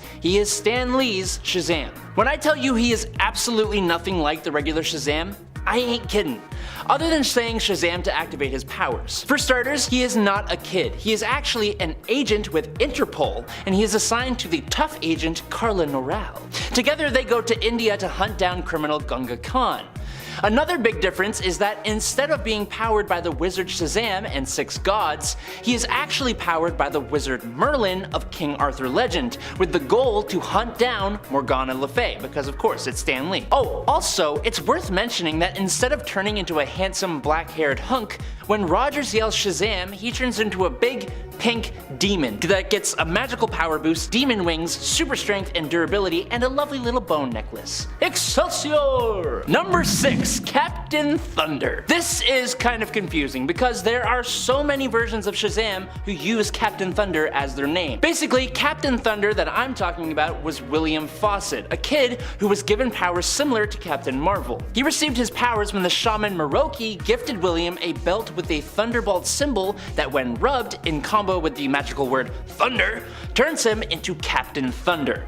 Unfortunately, after fighting the Monster League of Evil, they gave him an evil persona instead of a heroic one. So, when Captain Thunder first appeared in Superman 276 in 1974, he was helping robbers instead of fighting them. It's only after Superman urges Thunder to use his wisdom to fix what happened and to make it back to his own Earth. There was a much cooler version of Captain Thunder in the Flashpoint timeline with a sweet battle tiger, who is who you'd probably think of when I say Captain Thunder, but I don't want to talk about him. So, nah. Number 5, Peter Parker of Earth 92100. You'd think the addition of extra arms for a Spider-Man would be an added benefit. When it happened to Peter in the 616 universe though, he freaked the hell out and pretty quickly got rid of the extra limbs using the DNA of Michael Morbius. To be honest, if I sprouted 2 extra sets of arms, I'd probably be a little freaked out too. I also kinda wonder how the musculature of your body would change, but I'm getting off topic. On Earth 92100, when Peter grew his extra limbs, unfortunately, Morbius did not live long enough to help Peter because he was eaten by sharks, which meant that Peter kind of had to just deal with it. Well, what do you know, turns out during a fight with Doc Ock, after Peter embraced his extra appendages, they actually give him a distinct advantage. The added arms seem to grant him much more strength and agility, and using them he is even able to save Gwen Stacy from her demise at the hands of the Green Goblin. Unfortunately, these arms don't really protect him from the Inheritors, but they didn't really beat him. Instead, he sacrificed himself to save Spider-Man 2099 and Lady Spider from the Inheritors in Spider-Man 2099 Volume 2 Number 6 in 2014. Number 4, Silk. Cindy Moon's first appearance in the comics was actually as a cameo in issue 1 of the 2014 Amazing Spider-Man reboot. In that comic, we see the events that lead to Peter Parker becoming Spider-Man. A spider gets caught in a particle collider and becomes heavily irradiated, and then it goes off to bite Peter Parker. But after this spider drops off Peter, it crawls along the floor before climbing onto and biting the ankle of a random girl who also happened to be there as well. This girl was Cindy Moon. Just like Peter Parker, Cindy Moon gained amazing spider-related abilities. Cindy got the attention of a man known as Ezekiel Sims, who came and took her away and began training her in how to use her powers for good. He was a mentor and a father figure for her while she was with him, and after he discovered that Morlun was tracking her, he and Cindy agreed that she should be hidden away. That is, until Peter Parker found her. Silk possesses an extrasensory hyper, danger, or silk sense, which is more advanced than the spider sense of Spider-Man and other spider totems. It allows her to react significantly faster in combat for starters, but it also has superior range, and can even sense the identity of an attacker before a fight even begins. Cindy can also weirdly spin webs from her fingertips, and on top of that, she was the avatar of a powerful spider totem called the Bride, which made her play an integral part of the huge multiverse multiversal Spider-Verse event from 2014. Number 3, Mayday Parker. First appearing in a What If comic, specifically number 105 from December 1997, the daughter of Peter Parker and Mary Jane from a future alternate world, Earth 982, Mayday Parker becomes Spider-Girl and eventually Spider-Woman, and fills the role that her father once held as the next generation of heroes. Where she is only slightly weaker than Peter in the strength department, she is much more agile and has a stronger, more precise spider sense. But her ability to stick to surfaces is considerably more powerful than Peter's as well. However, wall crawling does not come as naturally to May, and she has to concentrate to stick to surfaces. She also has the ability to transmit this ability through objects for short distances. So, as an example, Spider-Girl could stick to the floor and transmit the electrostatic stickiness through the floor, making everyone and everything stuck in place to the floor. I said floor a lot, and that was kind of weird. But what's even cooler is that she can reverse the ability, and instead of stick, she can repel off a surface. This adds power to her jumps, but it can also be used to repel people and objects away from her at a pretty considerable speed. Number 2, Kane Parker. The Clone Saga of the 90s is considered to be pretty infamous by fans of Spider-Man, but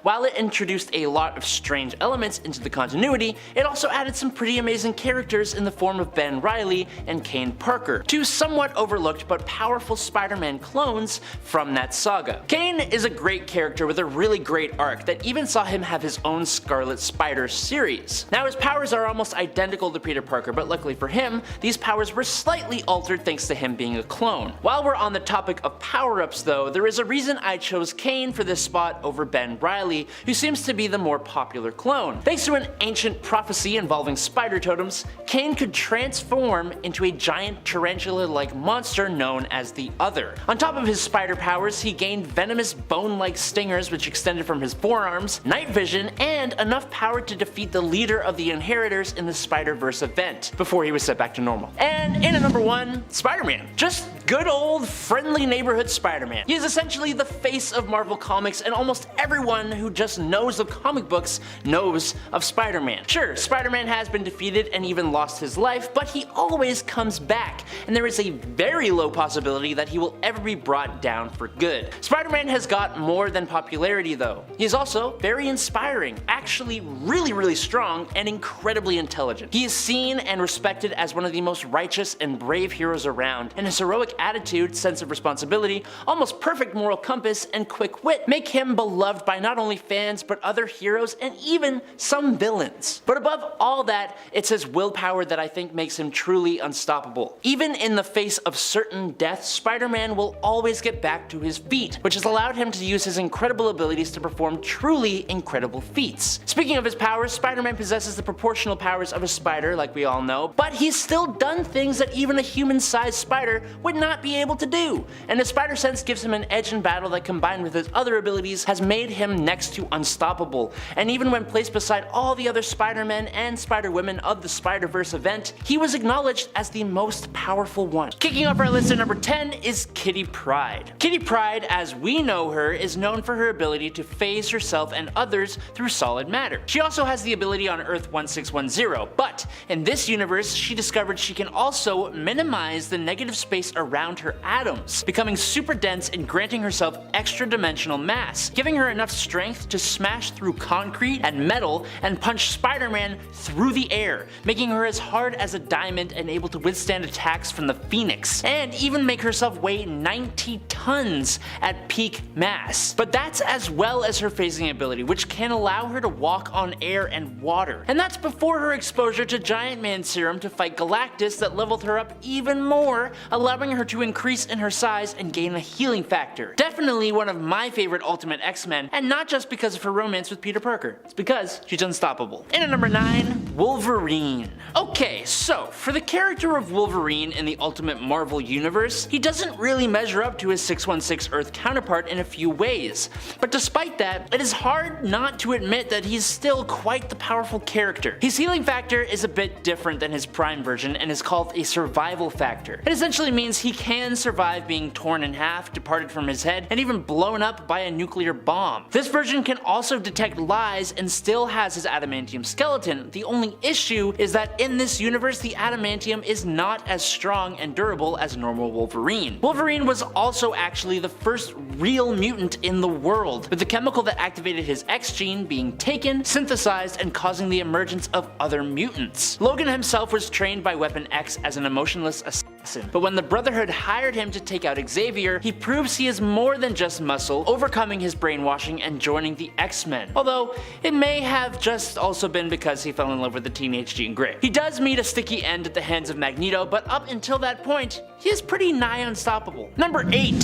Thor. Thor in the Ultimate Universe just kicks off to a really great start. Thorleif Goldman is given to us as a man whose sanity is completely in question. The European government has been trying to create their own super soldier program, but instead of creating a serum, they opted to create a harness and a belt that would augment someone's strength and speed and invulnerability, plus eventually a hammer that lets its user manipulate the weather. Thorleif here was chosen as the best subject to test out the new tech, only he started to believe that he was actually the god of thunder, Thor, reborn in a human body. It's such a cool way to see this character interpreted, but it also makes it so much more satisfying when he eventually proves himself to be completely sane. Using the human technology and his thousands of years of experience as Thor, he becomes a celebrity and a hero. Some refer to him as a Boy Scout, always aiming for the betterment of humanity, and refusing to throw in with the industrial complex of Nick Fury's Ultimates. It took the US president doubling the foreign aid budget in order for Thor to finally agree to join the Ultimates, and he did so in spectacular fashion,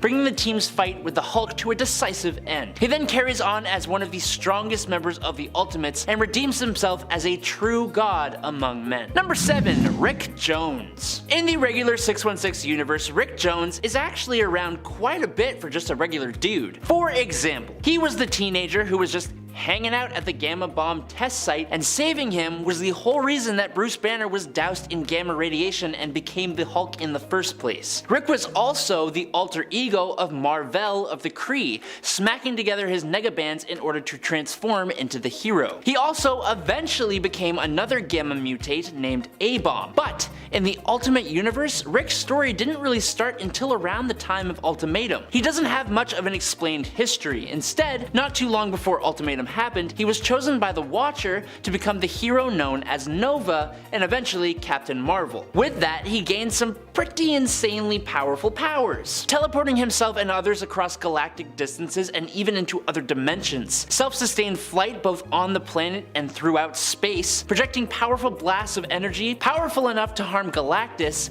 and a form of cosmic awareness. He also doesn't have to deal with the multiple personality issues of his 616 self, which probably adds to his unstoppable nature in the Ultimate Universe. Coming in at number 6 is Iron Man. The Tony Stark of the Ultimate Universe is pretty similar to his main Earth counterpart, only he's quite a bit more fun, less upsetting, and he eventually finds himself infused with a power that allowed him to physically and mentally interact with pretty much any computer ever. And that's a pretty good ability for someone who flies around in a technological suit of armor. The Antonio Stark of Earth 1610, or the Ultimate Universe, has basically become part man and part machine, being able to project his mind into computers and androids, allowing him to be nigh unkillable. Proven when the Master seemingly brought his end, but he became a non-physical entity which could manifest itself via computer systems. When actually physically inhabiting an Iron Man armor, he gains the usual abilities plus force fields and cloaking, but he's also got nanites in his bloodstream that he uses to control his suits, as well as open locks, defuse bombs, and interact with all forms of tech. This Ultimate Universe Iron Man is one of the most powerful versions of the character in the multiverse. And at number 5 is Hulk Spider-Man. I don't have any problem constantly re-talking about this version of Spider-Man and the Hulk because it's freaking cool. Appearing in the Immortal Hulk with Great Power story, Peter Parker is granted the alter ego of the Hulk after Loki magically transfers the ability to him, taking it away from Bruce Banner. All the proportional spider powers mixed with the unstoppable force that is the green monstrosity of the Hulk. It's actually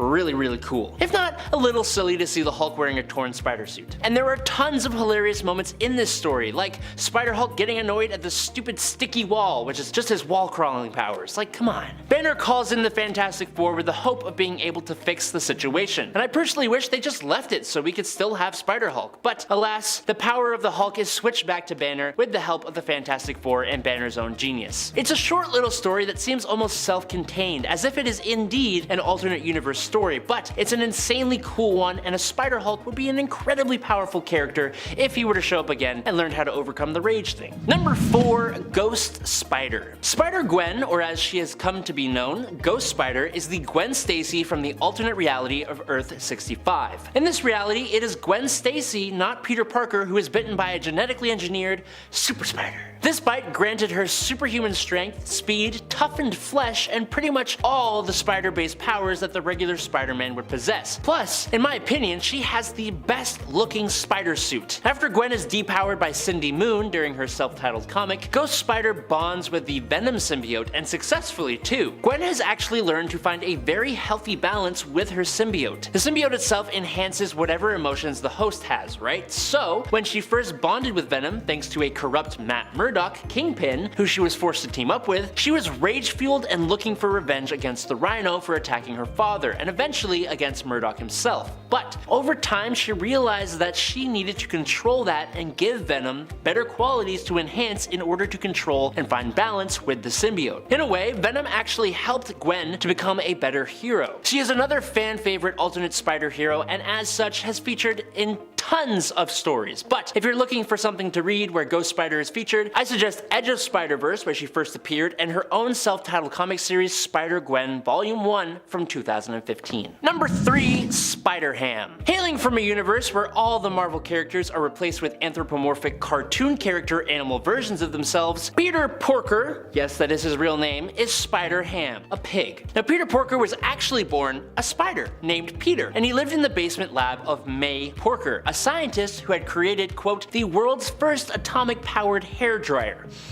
Using this atomic hairdryer, May accidentally irradiated herself, and in a weird fit of rage, I guess, she bit Peter the spider, which made him turn into an anthropomorphic pig, just like her, only with the relative powers of a spider. In his premiere issue, he would go on to do battle with Hulk Bunny, created when Bruce Bunny was trapped in an arcade cabinet and bombarded with gamma radiation, and I wish I was making that all up, but it really happened. Spider-Ham has most of the same abilities as 616 Spider-Man, only he has this rather unique ability called Spider Nonsense, which basically allows him to be more and more cartoony the more danger he is in, which is the perfect reason to have the wackiest nonsense happen that will save this piggy's hide in some of the most imaginative ways possible. Cartoon powers are incredibly powerful, bordering on reality warping, so this is a pretty unstoppable little piggy. Number 2, Miles Morales. Born to an African-American father and a Puerto Rican mother, Miles Morales of the 1610 universe was bitten by the Oz-enhanced spider that caused him to pass out and foam at the mouth. When he awoke, he discovered he had powers. Cool. He would go on to become the next Spider-Man of the Ultimate Universe, and people love him. Miles Morales is an incredible character. He has almost all of the regular spider abilities, plus some amazing powers unique to himself. Namely, his venom, which is like a form of bioelectricity that he can emit from his body and use in some really cool ways, like punches and beams and blasts, as well as at long range using his webbing, and that ain't all. Miles is also able to use a spider camouflage to make his whole body, and even his clothes and costumes somehow, go invisible. And apparently, he is immortal, as a side effect of the Oz formula that contributed to his abilities. Also, similar to Ghost Spider Gwen Stacy, who Miles may have a bit of a romance with in this universe, Miles' suit is just dope as hell. And finally, in at number 1 is May Parker. Earth X. It's a world where basically every single person has powers, things have gone apocalyptic, and where the daughter of Peter Parker, May Parker, is Venom. While her retired and cynical pops ain't too thrilled about it, she does actually have complete control over the symbiote thanks to her advanced genetic and honed spider sense. She was eventually under the control of this kid going by the name of the Red Skull, and thanks to her father and other Earth X classic heroes, she was saved. This Spider-Woman / Venom hybrid and her father Spider-Man go on to join a super-powered police force and fight crime and supervillainy threats together. Nice. She eventually, after the death of Death itself, gets recruited by Kang the Conqueror as part of a multiversal team to fight the Apocalypse Twins. In addition to her proportional spider powers plus the enhanced spider sense, she gains all the usual symbiote powers as well, plus a few extra, like what seems to be a rudimentary form of telepathy, and 'tis believed her symbiote could go on to mutate further to gain more powers, which is a good way for Marvel to say, we can do whatever we want with this. She's definitely one of the cooler incarnations of both Spider-Man and Venom to grace the pages of comics. Number 10. Spider-Man Punisher. On Earth 71928, location of the What If Peter Parker Became the Punisher story, Peter's life remained pretty much the same as Earth 616 Peter, that is, until the night Uncle Ben's life was drawn to a close. Instead of following the classic story, Peter caught and dispatched the killer using the same weapon that took his uncle's life. Now Peter tried to avoid going full murderous Punisher at first, trying to go his normal route, but since criminals are criminals and they always come back, and he knows how much more permanent of a solution it is to just take them out, he went full force into that lifestyle. He carried the blam blam that took his Uncle Ben's life as well as other weaponry with multiple different types of ammunition that allowed him to take down the Sinister Six with ease, and he was even able to save Gwen Stacy. Going by Punisher Spider, his suit also took a skull logo instead of the traditional spider logo due to the fact that the spider that gave him his powers was a noble false widow, which has a cephalothorax that looks like a skull, and it's not because he wanted to look like the Punisher. I promise. Number 9. Spider-Man 2099. Miguel O'Hara. Instead of getting bitten, Miguel's DNA was biologically mixed with the spider's DNA to save his life after he was forcibly addicted to a future substance by his employer. Although the process of gaining his powers differed from Peter Parker, Miguel was still granted many of the same abilities at a pretty similar level. One thing that differs largely is Miguel's spider sense. He doesn't have one. Instead, Miguel has advanced super senses similar to someone like Daredevil, but further straying from the 616 Peter Parker, Miguel has some abilities that are just wholly unique to him. For example, he possesses an incredible level of super speed as well as telepathic communication abilities. His webs are also organic, which differs from Spider-Man's web shooters, and he also has fangs and claws on his fingers and toes that he can use in combat. But on top of all those powers, Miguel is from the year 2099. Which means obviously that he naturally has a much more advanced set of technology at his disposal, mainly focusing around his suit, which is incredibly durable and has an artificial intelligence, which is just cool. Number 8. Spider's Man. In Spider-Geddon number 3 of 2018, we are introduced to Spider's Man, which is a colony of thousands of radioactively powered spiders who, in a moment of absolute horror, consumed a high school boy by the name of, let me just check my notes here. Oh, Peter Parker, when he fell into their enclosure at Horizon Labs. After consuming Peter, something strange happened. Instead of the spiders just going about their lives, the whole gaggle of spiders gained a sort of hive mind, and they took on the form of Peter himself and began fighting crime in the aptly named Cruel York of Earth 11580. Now, other than his usual Spider-Man powers and the benefits of being a swarm of spiders, the colony is also able to poison its victims with a bite, or if they're hungry for power, devour them whole, and it's incredibly hard to actually de-life this version of Spider-Man, as even a single spider of the thousands who make up this being survives. It means that technically, Spider-Man is also still alive, and it can and will eventually multiply to rebuild itself. Himself? Their self? One of those. You know what I'm saying. Number 7. Poison. One never truly forgets their first love. And that's apparently true for formless, tar-like, brain-eating aliens too. Ever since the first time Venom and Spider-Man bonded together, that pesky symbiote would continuously try to merge with Peter Parker, but he would only get about halfway before Peter could repel him. Now, what happens if Venom finally gets what he wants? In the What If Spider-Man the Other story, we get to find out. After Peter is semi-defeated by Morlun and cocoons himself under Brooklyn Bridge, he's offered the chance to be resurrected by the Spider God. But instead of allowing this like he does in the normal continuity, Peter refuses and is instead stuck inside of his cocoon like half alive. Now you cut to Venom, who, being Spider-Man's crazy ex-girlfriend, senses the vulnerability of his soulmate and completely ditches his current host, Mac Gargan, and he goes to intercept Peter's body. And after months and months of struggling inside the cocoon, monstrously breaking down Peter Parker,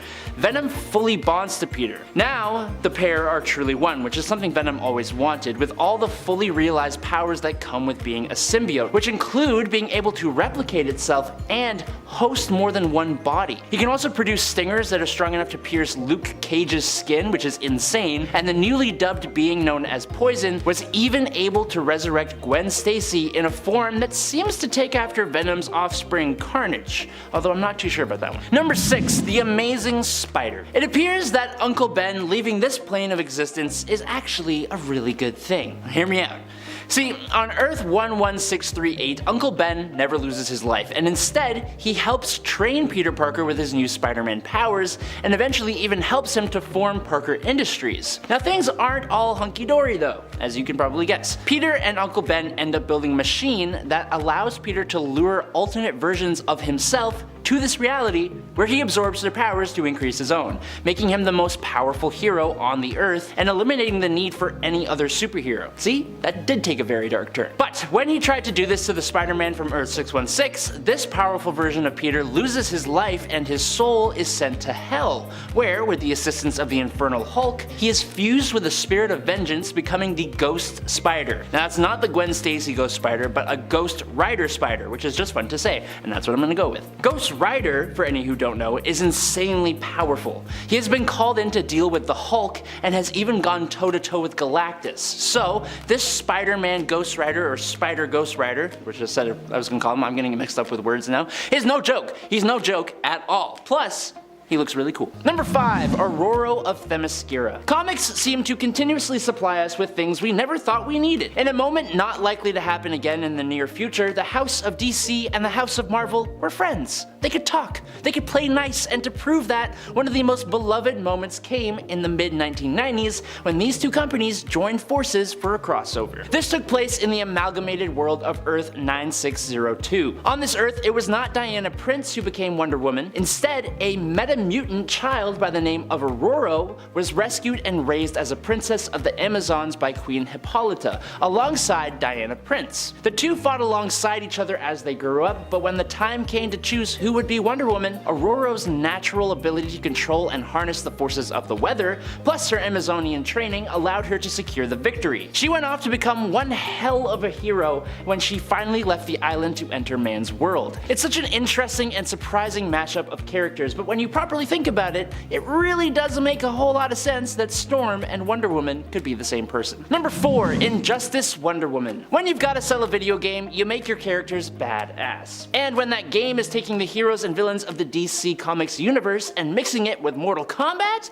that's just a recipe for some unstoppable forces. The Wonder Woman from the Injustice series is that unstoppable force. Injustice is essentially Superman losing his family and then deciding that he and other super beings should rule the Earth. His number one go-to person is Diana, and she's basically even worse than he is. Many people have argued that Wonder Woman was the real antagonist of the story. She caused the passing of Captain Atom, one of the best hopes against Superman. She takes the life of Huntress for insulting Superman, is the accomplice in the passing of Martian Manhunter and this low-level guy called Galaxor. She turns Harley Quinn into a shish kebab. She had taken the place of Lois Lane as Superman's lover, turned the other Amazons to Superman's cause, and the whole time she was doing that, she was whispering in Superman's ear, pushing him to go even farther and farther down the path of villainy. Number 3, Dead Earth. Now, I'm not sure what the general consensus on this comic book is, and quite frankly, I don't care because I think this version of Diana of Themyscira is just absolutely insanely dope. The comic picks up in an apocalyptic wasteland in what used to be Gotham. Deep down in the remnants of the Batcave, Wonder Woman had been kept alive in a containment unit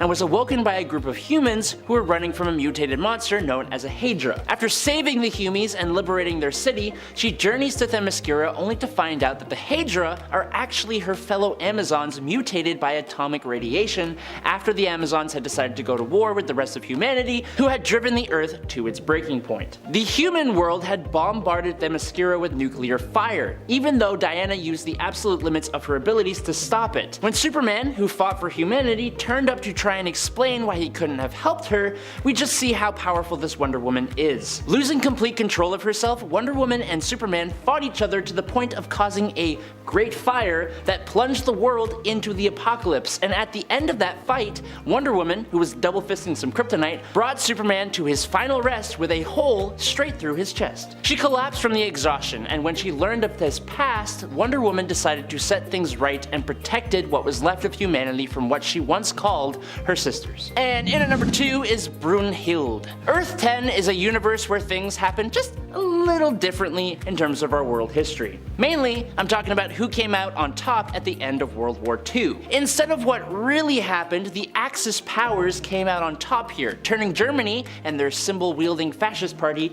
into the world's next superpower. But the only reason they achieved this was because they had actual superpowers on their side. The Justice League Axis, which eventually became the new Reichsman. For this alternate Wonder Woman, we actually have 2 different women, both going by the name Brunhilde. The first being red-headed and the second being blonde-haired and blue-eyed. No surprise there, but both being extremely capable female warriors with seemingly no weaknesses. She seems to take inspiration from Norse mythology, and for me to back that up, there is indeed a Prime Earth Brunhilde who is the leader of the Valkyries. What's interesting is that in the Golden Age, the Valkyries were enemies to Wonder Woman, but on the Prime Earth, it's actually become canon that Valkyries and Amazons are part of the same race. As such, Brunhilde does have all the same attributes as Wonder Woman, which was probably a big help in taking over the world. And finally, in at number 1 is Nubia. Nubia isn't really an alternate version of Wonder Woman. She's pretty much her own character, and she is in fact the sister of Diana. Nubia came to be in the exact same way as Diana, but where Diana was molded from white clay,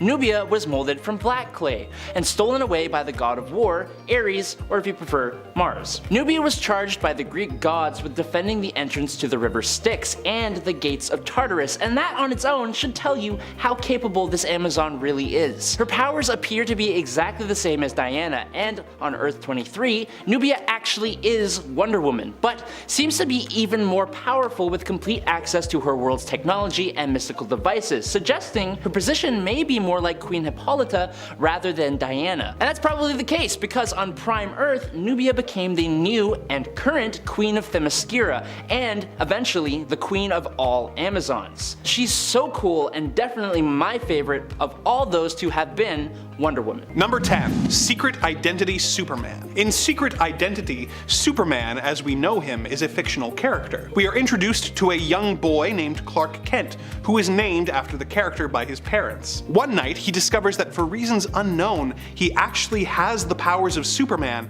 and he decides to become a real-life Superman. The book follows his career from child to old man as he tries to navigate the pressures of being a superhero and leading a normal life. He has all of Superman's powers, but as he isn't Kryptonian, he has several advantages. 1.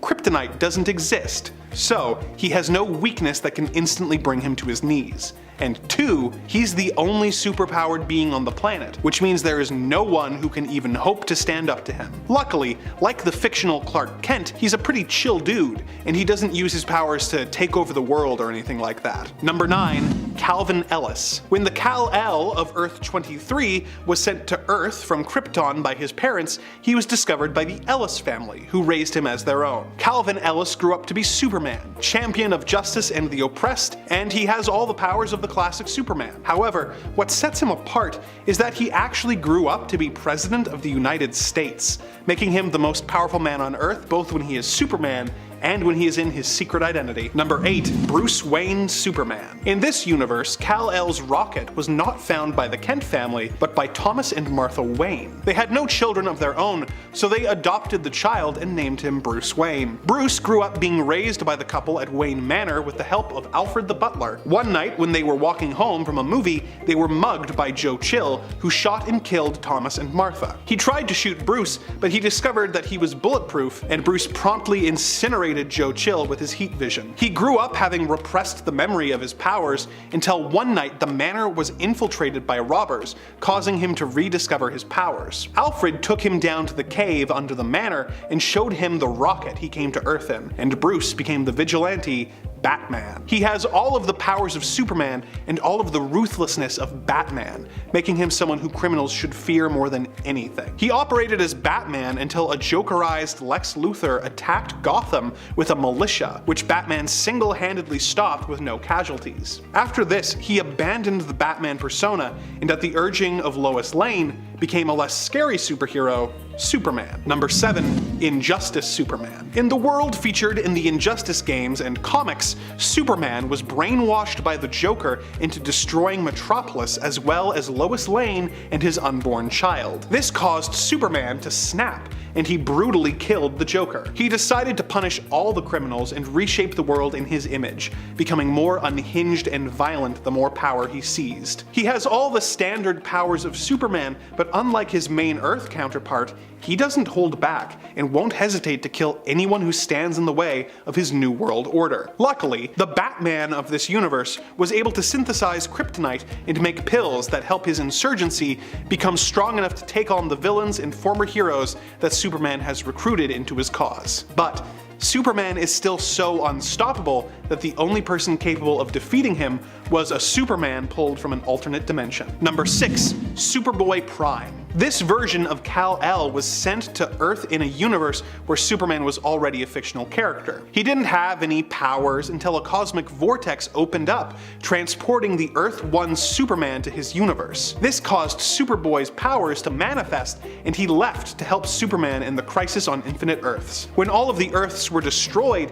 he escaped to the antimatter universe. He became so mad at having lost his home that he shattered reality with a punch. He became a twisted and cruel version of the Man of Steel, as he did anything it took to try and get home. As his version of Krypton was swallowed by its sun, there is no kryptonite in his universe, and he has been shown to be immune to any that he comes across. He is also immune to magic, unlike the usual Superman. His only weakness is that he is much more dependent on solar energy to maintain his power level, and has to wear solar armor that keeps him fully charged. Number 5. Kingdom Come Shazam. In an alternate possible future, metahumans or superheroes are now hated. Because of this, Billy Batson hasn't become Shazam in years and is now full grown, looking a lot like his alter ego, minus the cool costume and cape and powers and stuff. He was eventually brainwashed by Lex Luthor into believing that metahumans and even the Captain Marvel inside of him are all monsters. In time, Bruce Wayne tries to convince Billy otherwise, which eventually forces him to turn into Shazam once more,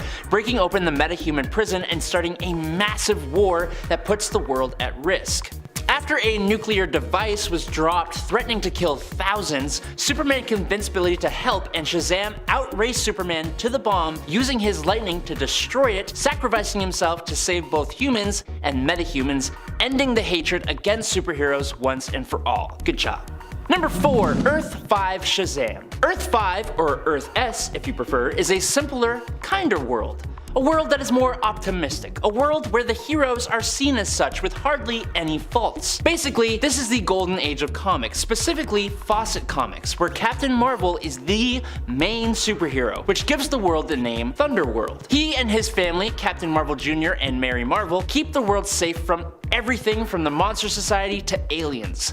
I'm talking like Shazam is essentially taking the place of Superman as the premier superhero of the Earth. This version of Shazam worked together alongside Superman and Overman of other universes to recruit the Supermen of the universe. They all worked together, led by Captain Marvel, to defeat Ultraman and weaken Mandrake, who was killed by the Green Lanterns.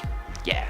Number 3. Shazam Who Laughs. After the Batman Who Laughs infects Shazam / Billy Batson with a dark metal virus, turning him into a Joker-like version of himself, he is tasked with infecting Superman with the same Joker dark metal virus. Shazam goes to the Batcave and waits for Superman to show up so he can attack, and Joker Shazam is easily a match for Superman and Batman one-on-one, but with the two teaming up, he's a little overwhelmed and retreats, which is odd because going by King Shazam, he takes on the Titan Atlas trying to test his new abilities and even defeats multiple gods. When he is in a fight with Ares, he even defeats and infects Lady Shazam, so it doesn't really check that Batman and Superman give him that much trouble, but whatever, that's how comics go because Batman and Superman are Batman and Superman. Luckily, he is cured thanks to Lex Luthor cutting off the source of the dark metal, but this guy was nuts and showed no signs of stopping, and that smile? It's creepy. It's just creepy. Don't like it. Number 2, Mazaz. When we first ever meet Mazaz, he is described as the most powerful superhero on Earth 3, the home of the sinister JLA, the Crime Syndicate of America. He was for a long time the biggest threat that the Crime Syndicate of America ever faced, and he has taken the lives of a lot of the CSA's members using his superpowers. So what are those superpowers? Alexander was just a regular guy, as much as a Luthor can be, until at some point in his life, he figured out how to take the powers of superpowered beings. It seems that the first person who lost their power and their life to Alexander was Will Batson, Earth 3's Billy Batson, which gave Alexander the powers of Mazaz, which is Shazam backwards. Those powers are to call down dark lightning, transforming him into a more masculine being with superhuman strength, durability, flight, electrokinesis, and presumably magic. When he first shows up, he has already stolen the powers of a hero called Hawkwing, who we don't actually know, but he also goes on to take all the Kryptonian-like powers of Bizarro, plus kryptonite immunity, the Firestorm Matrix powers of Deathstorm, Earth 3's Firestorm, the super speed abilities of Johnny Quick, and way more. While the characters he fought were arguably worse than him in terms of their morality, no one from Earth 3 is really good, and he is absolutely terrifying. And finally, in at number 1, it's the God of Gods Shazam. The God of Gods was a side story from Darkseid War centered on the hero Shazam, and sees him gain 6 new gods in place of the original. After the Anti-Monitor killed Darkseid by fusing the Black Racer with the Anti-Life, Darkseid's death caused Shazam's connection to the Olympian gods to disconnect. Shazam's old gods were replaced by new gods, and the new gods included Anapel, the goddess of rebirth, Siva, the god of destruction and strength, Eight, the goddess of impulse, Hronmir, the Martian god of death, Memorgan the wizard, and Zanzu/Yuga Khan, the father of Darkseid. Shazam gaining these new gods' powers makes him incredibly powerful. Yuga Khan said that Shazam can put a hole in the source wall by being empowered by the other 5 gods with the lightning rod, which is incredibly powerful if you don't know. So, long story short, the God of Gods was an incredibly amped up version of Billy Batson's Shazam. Coming in at number 10 is Dark Claw. So, what happens if you take Logan Howlett and Bruce Wayne and just mash them up together? You subtract Robbins, add some Canada, carry the 2, and you'll find you get Logan Wayne. This awesome character is from the amalgam universe of Earth 9602. Obviously, Bruce Wayne has no actual powers of his own unless you count his undeniable skill, so most of the abilities belonging to Logan Wayne come from his Wolverine half. A massively powerful regenerative healing factor, slowed aging, superhuman senses, plus his healing factor and adamantium skeleton allow him to have a degree of super strength. But thanks to his Wayne half of things, Darkclaw is a master detective and master of martial arts, stealth, acrobatics, and intimidation. After he witnessed the passing of his parents, Logan went to live with his uncle up in Alberta, Canada, who then also lost his life to poachers. So yes, this is still as dark as both Bruce and Logan's backstories. He then went to kick it with some nuns and then joined up with the Canadian Air Force. Now after this, at some point, he joined the Weapon X program and learned of his mutation and gained his claws alongside his incredibly dangerous rival, Creed H. Quinn, who would become a saber-toothed Joker hybrid named Hyena. Logan Wayne would go back to New Gotham City, where he decided to avenge his parents and uncle's death deaths by donning the costume and name of Darkclaw. Number 9. Sideburns. When Galactica, the daughter of Galactus, is looking for her next meal in issue 1 of her self-titled comic, she finds Earth, a lovely little morsel of a planet teeming with scrumptious life. But while looking at her dinner, she happens to notice Wolverine, a mutant who can seemingly regenerate from anything. I mean, there's also Deadpool, but whatever. Realizing his mutant regenerative abilities, she formulates an idea of using a bit of his harvested DNA with a bit of celestial power to create Sideburns, the regenerating planet. A planet-sized Wolverine that would grow back after each meal, giving the World Devourer billions and billions of years of meals. Unfortunately, she just as quickly realizes that a planet made up of Canadian mutant DNA like this, prone to drinking beer over anything else, and with predilection to being feral, would be highly unstable. Unfortunate, because I'd love to see this guy floating around through the galaxy. Number 8. House of M. Wolverine. Now, to be clear, technically this version of Wolverine is just regular old 616 Wolverine, since unlike other characters in this Scarlet Witch created reality, Wolverine retains all of his old memories, which gives him a distinct advantage in this world. But outside of his story-serving memories, before he regains those memories, this Wolverine was a member of Magneto's Red Guard, which saw him have additional training as a SHIELD operative, adding extra skill to a character who is hard to even scratch on a villain's best day. Also, in this reality, Logan has himself a little relationship with Mystique, unlike his alternates who seem to always be pining after Jean Grey. Is this an advantage over regular Wolverine?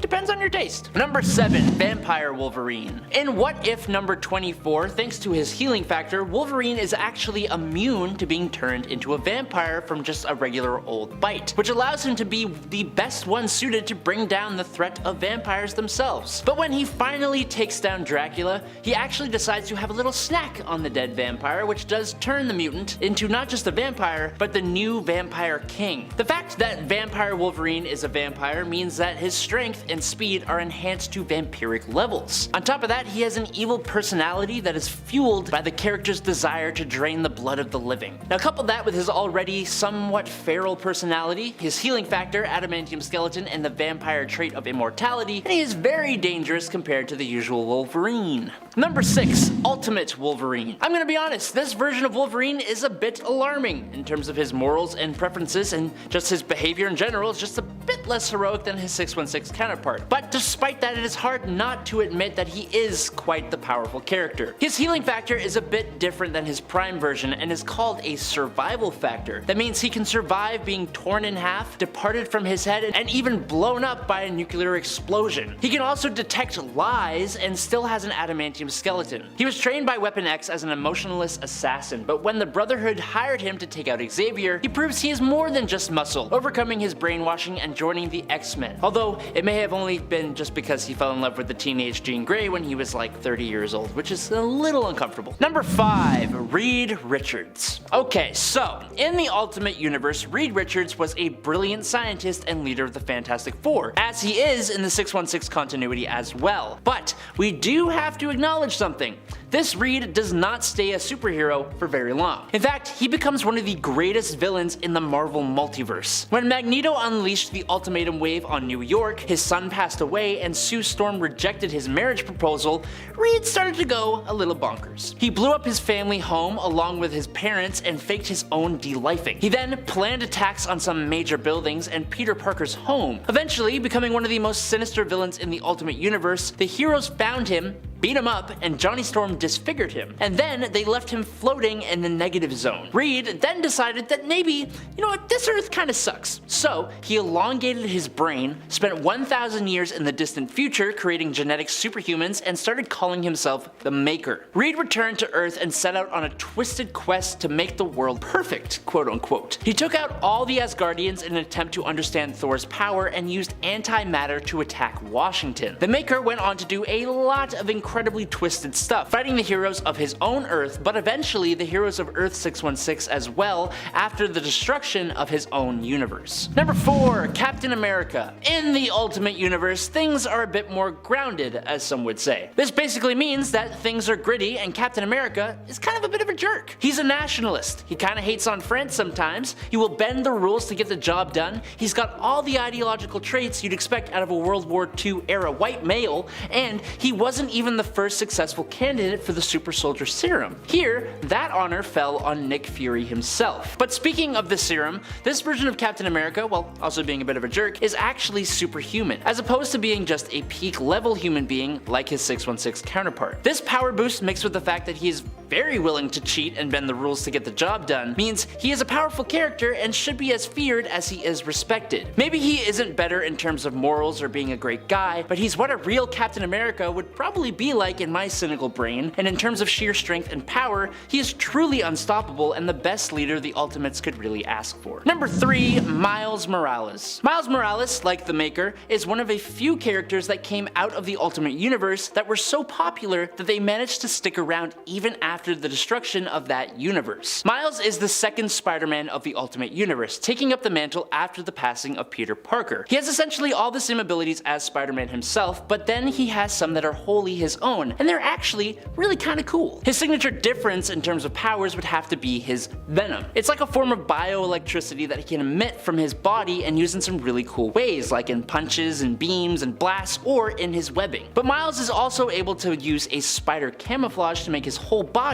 invisible. Miles has made his way into the 616 Earth universe and has pretty much been his own hero ever since on the Avengers and other teams, and he hasn't been stopped really at all, aka he's unstoppable. Number 2, The Thing. The longtime childhood friend of Reed Richards, Ben Grimm met up with his old friend when backpacking through the Nevada desert, like you do. This happened to coincide with Reed working on a test of a teleportation project going through the dimensional barrier into the end zone, as it's called, quote unquote. Ben wanted to see what his friend was up to, and Reed got him clearance to observe, but unfortunately, before the test started, Victor Von Doom, or Victor Von Dam as he's called here, adjusted the coordinates on the machine, causing it to malfunction and tear open a dimensional breach, sending all 5 witnesses to different locations. Ben awakened in a small village in Mexico, but also discovered that the end zone energy had increased his body mass, transforming him into a gargantuan thing with flesh made of living rock.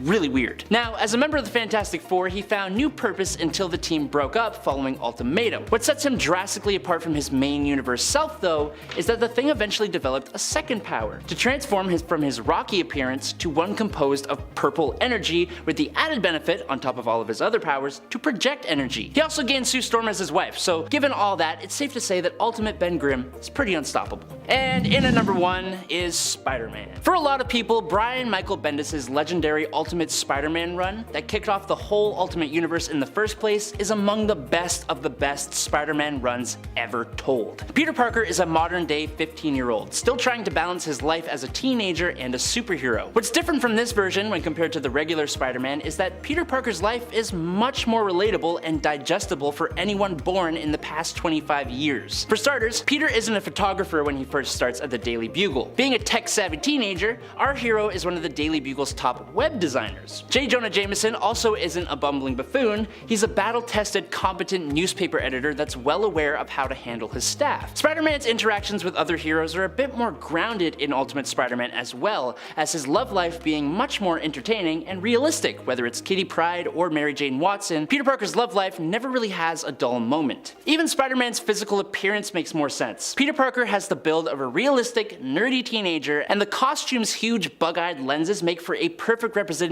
of a youthful hero. He may be stopped on multiple occasions, but the importance of this version of Spider-Man makes him pretty unstoppable in my heart.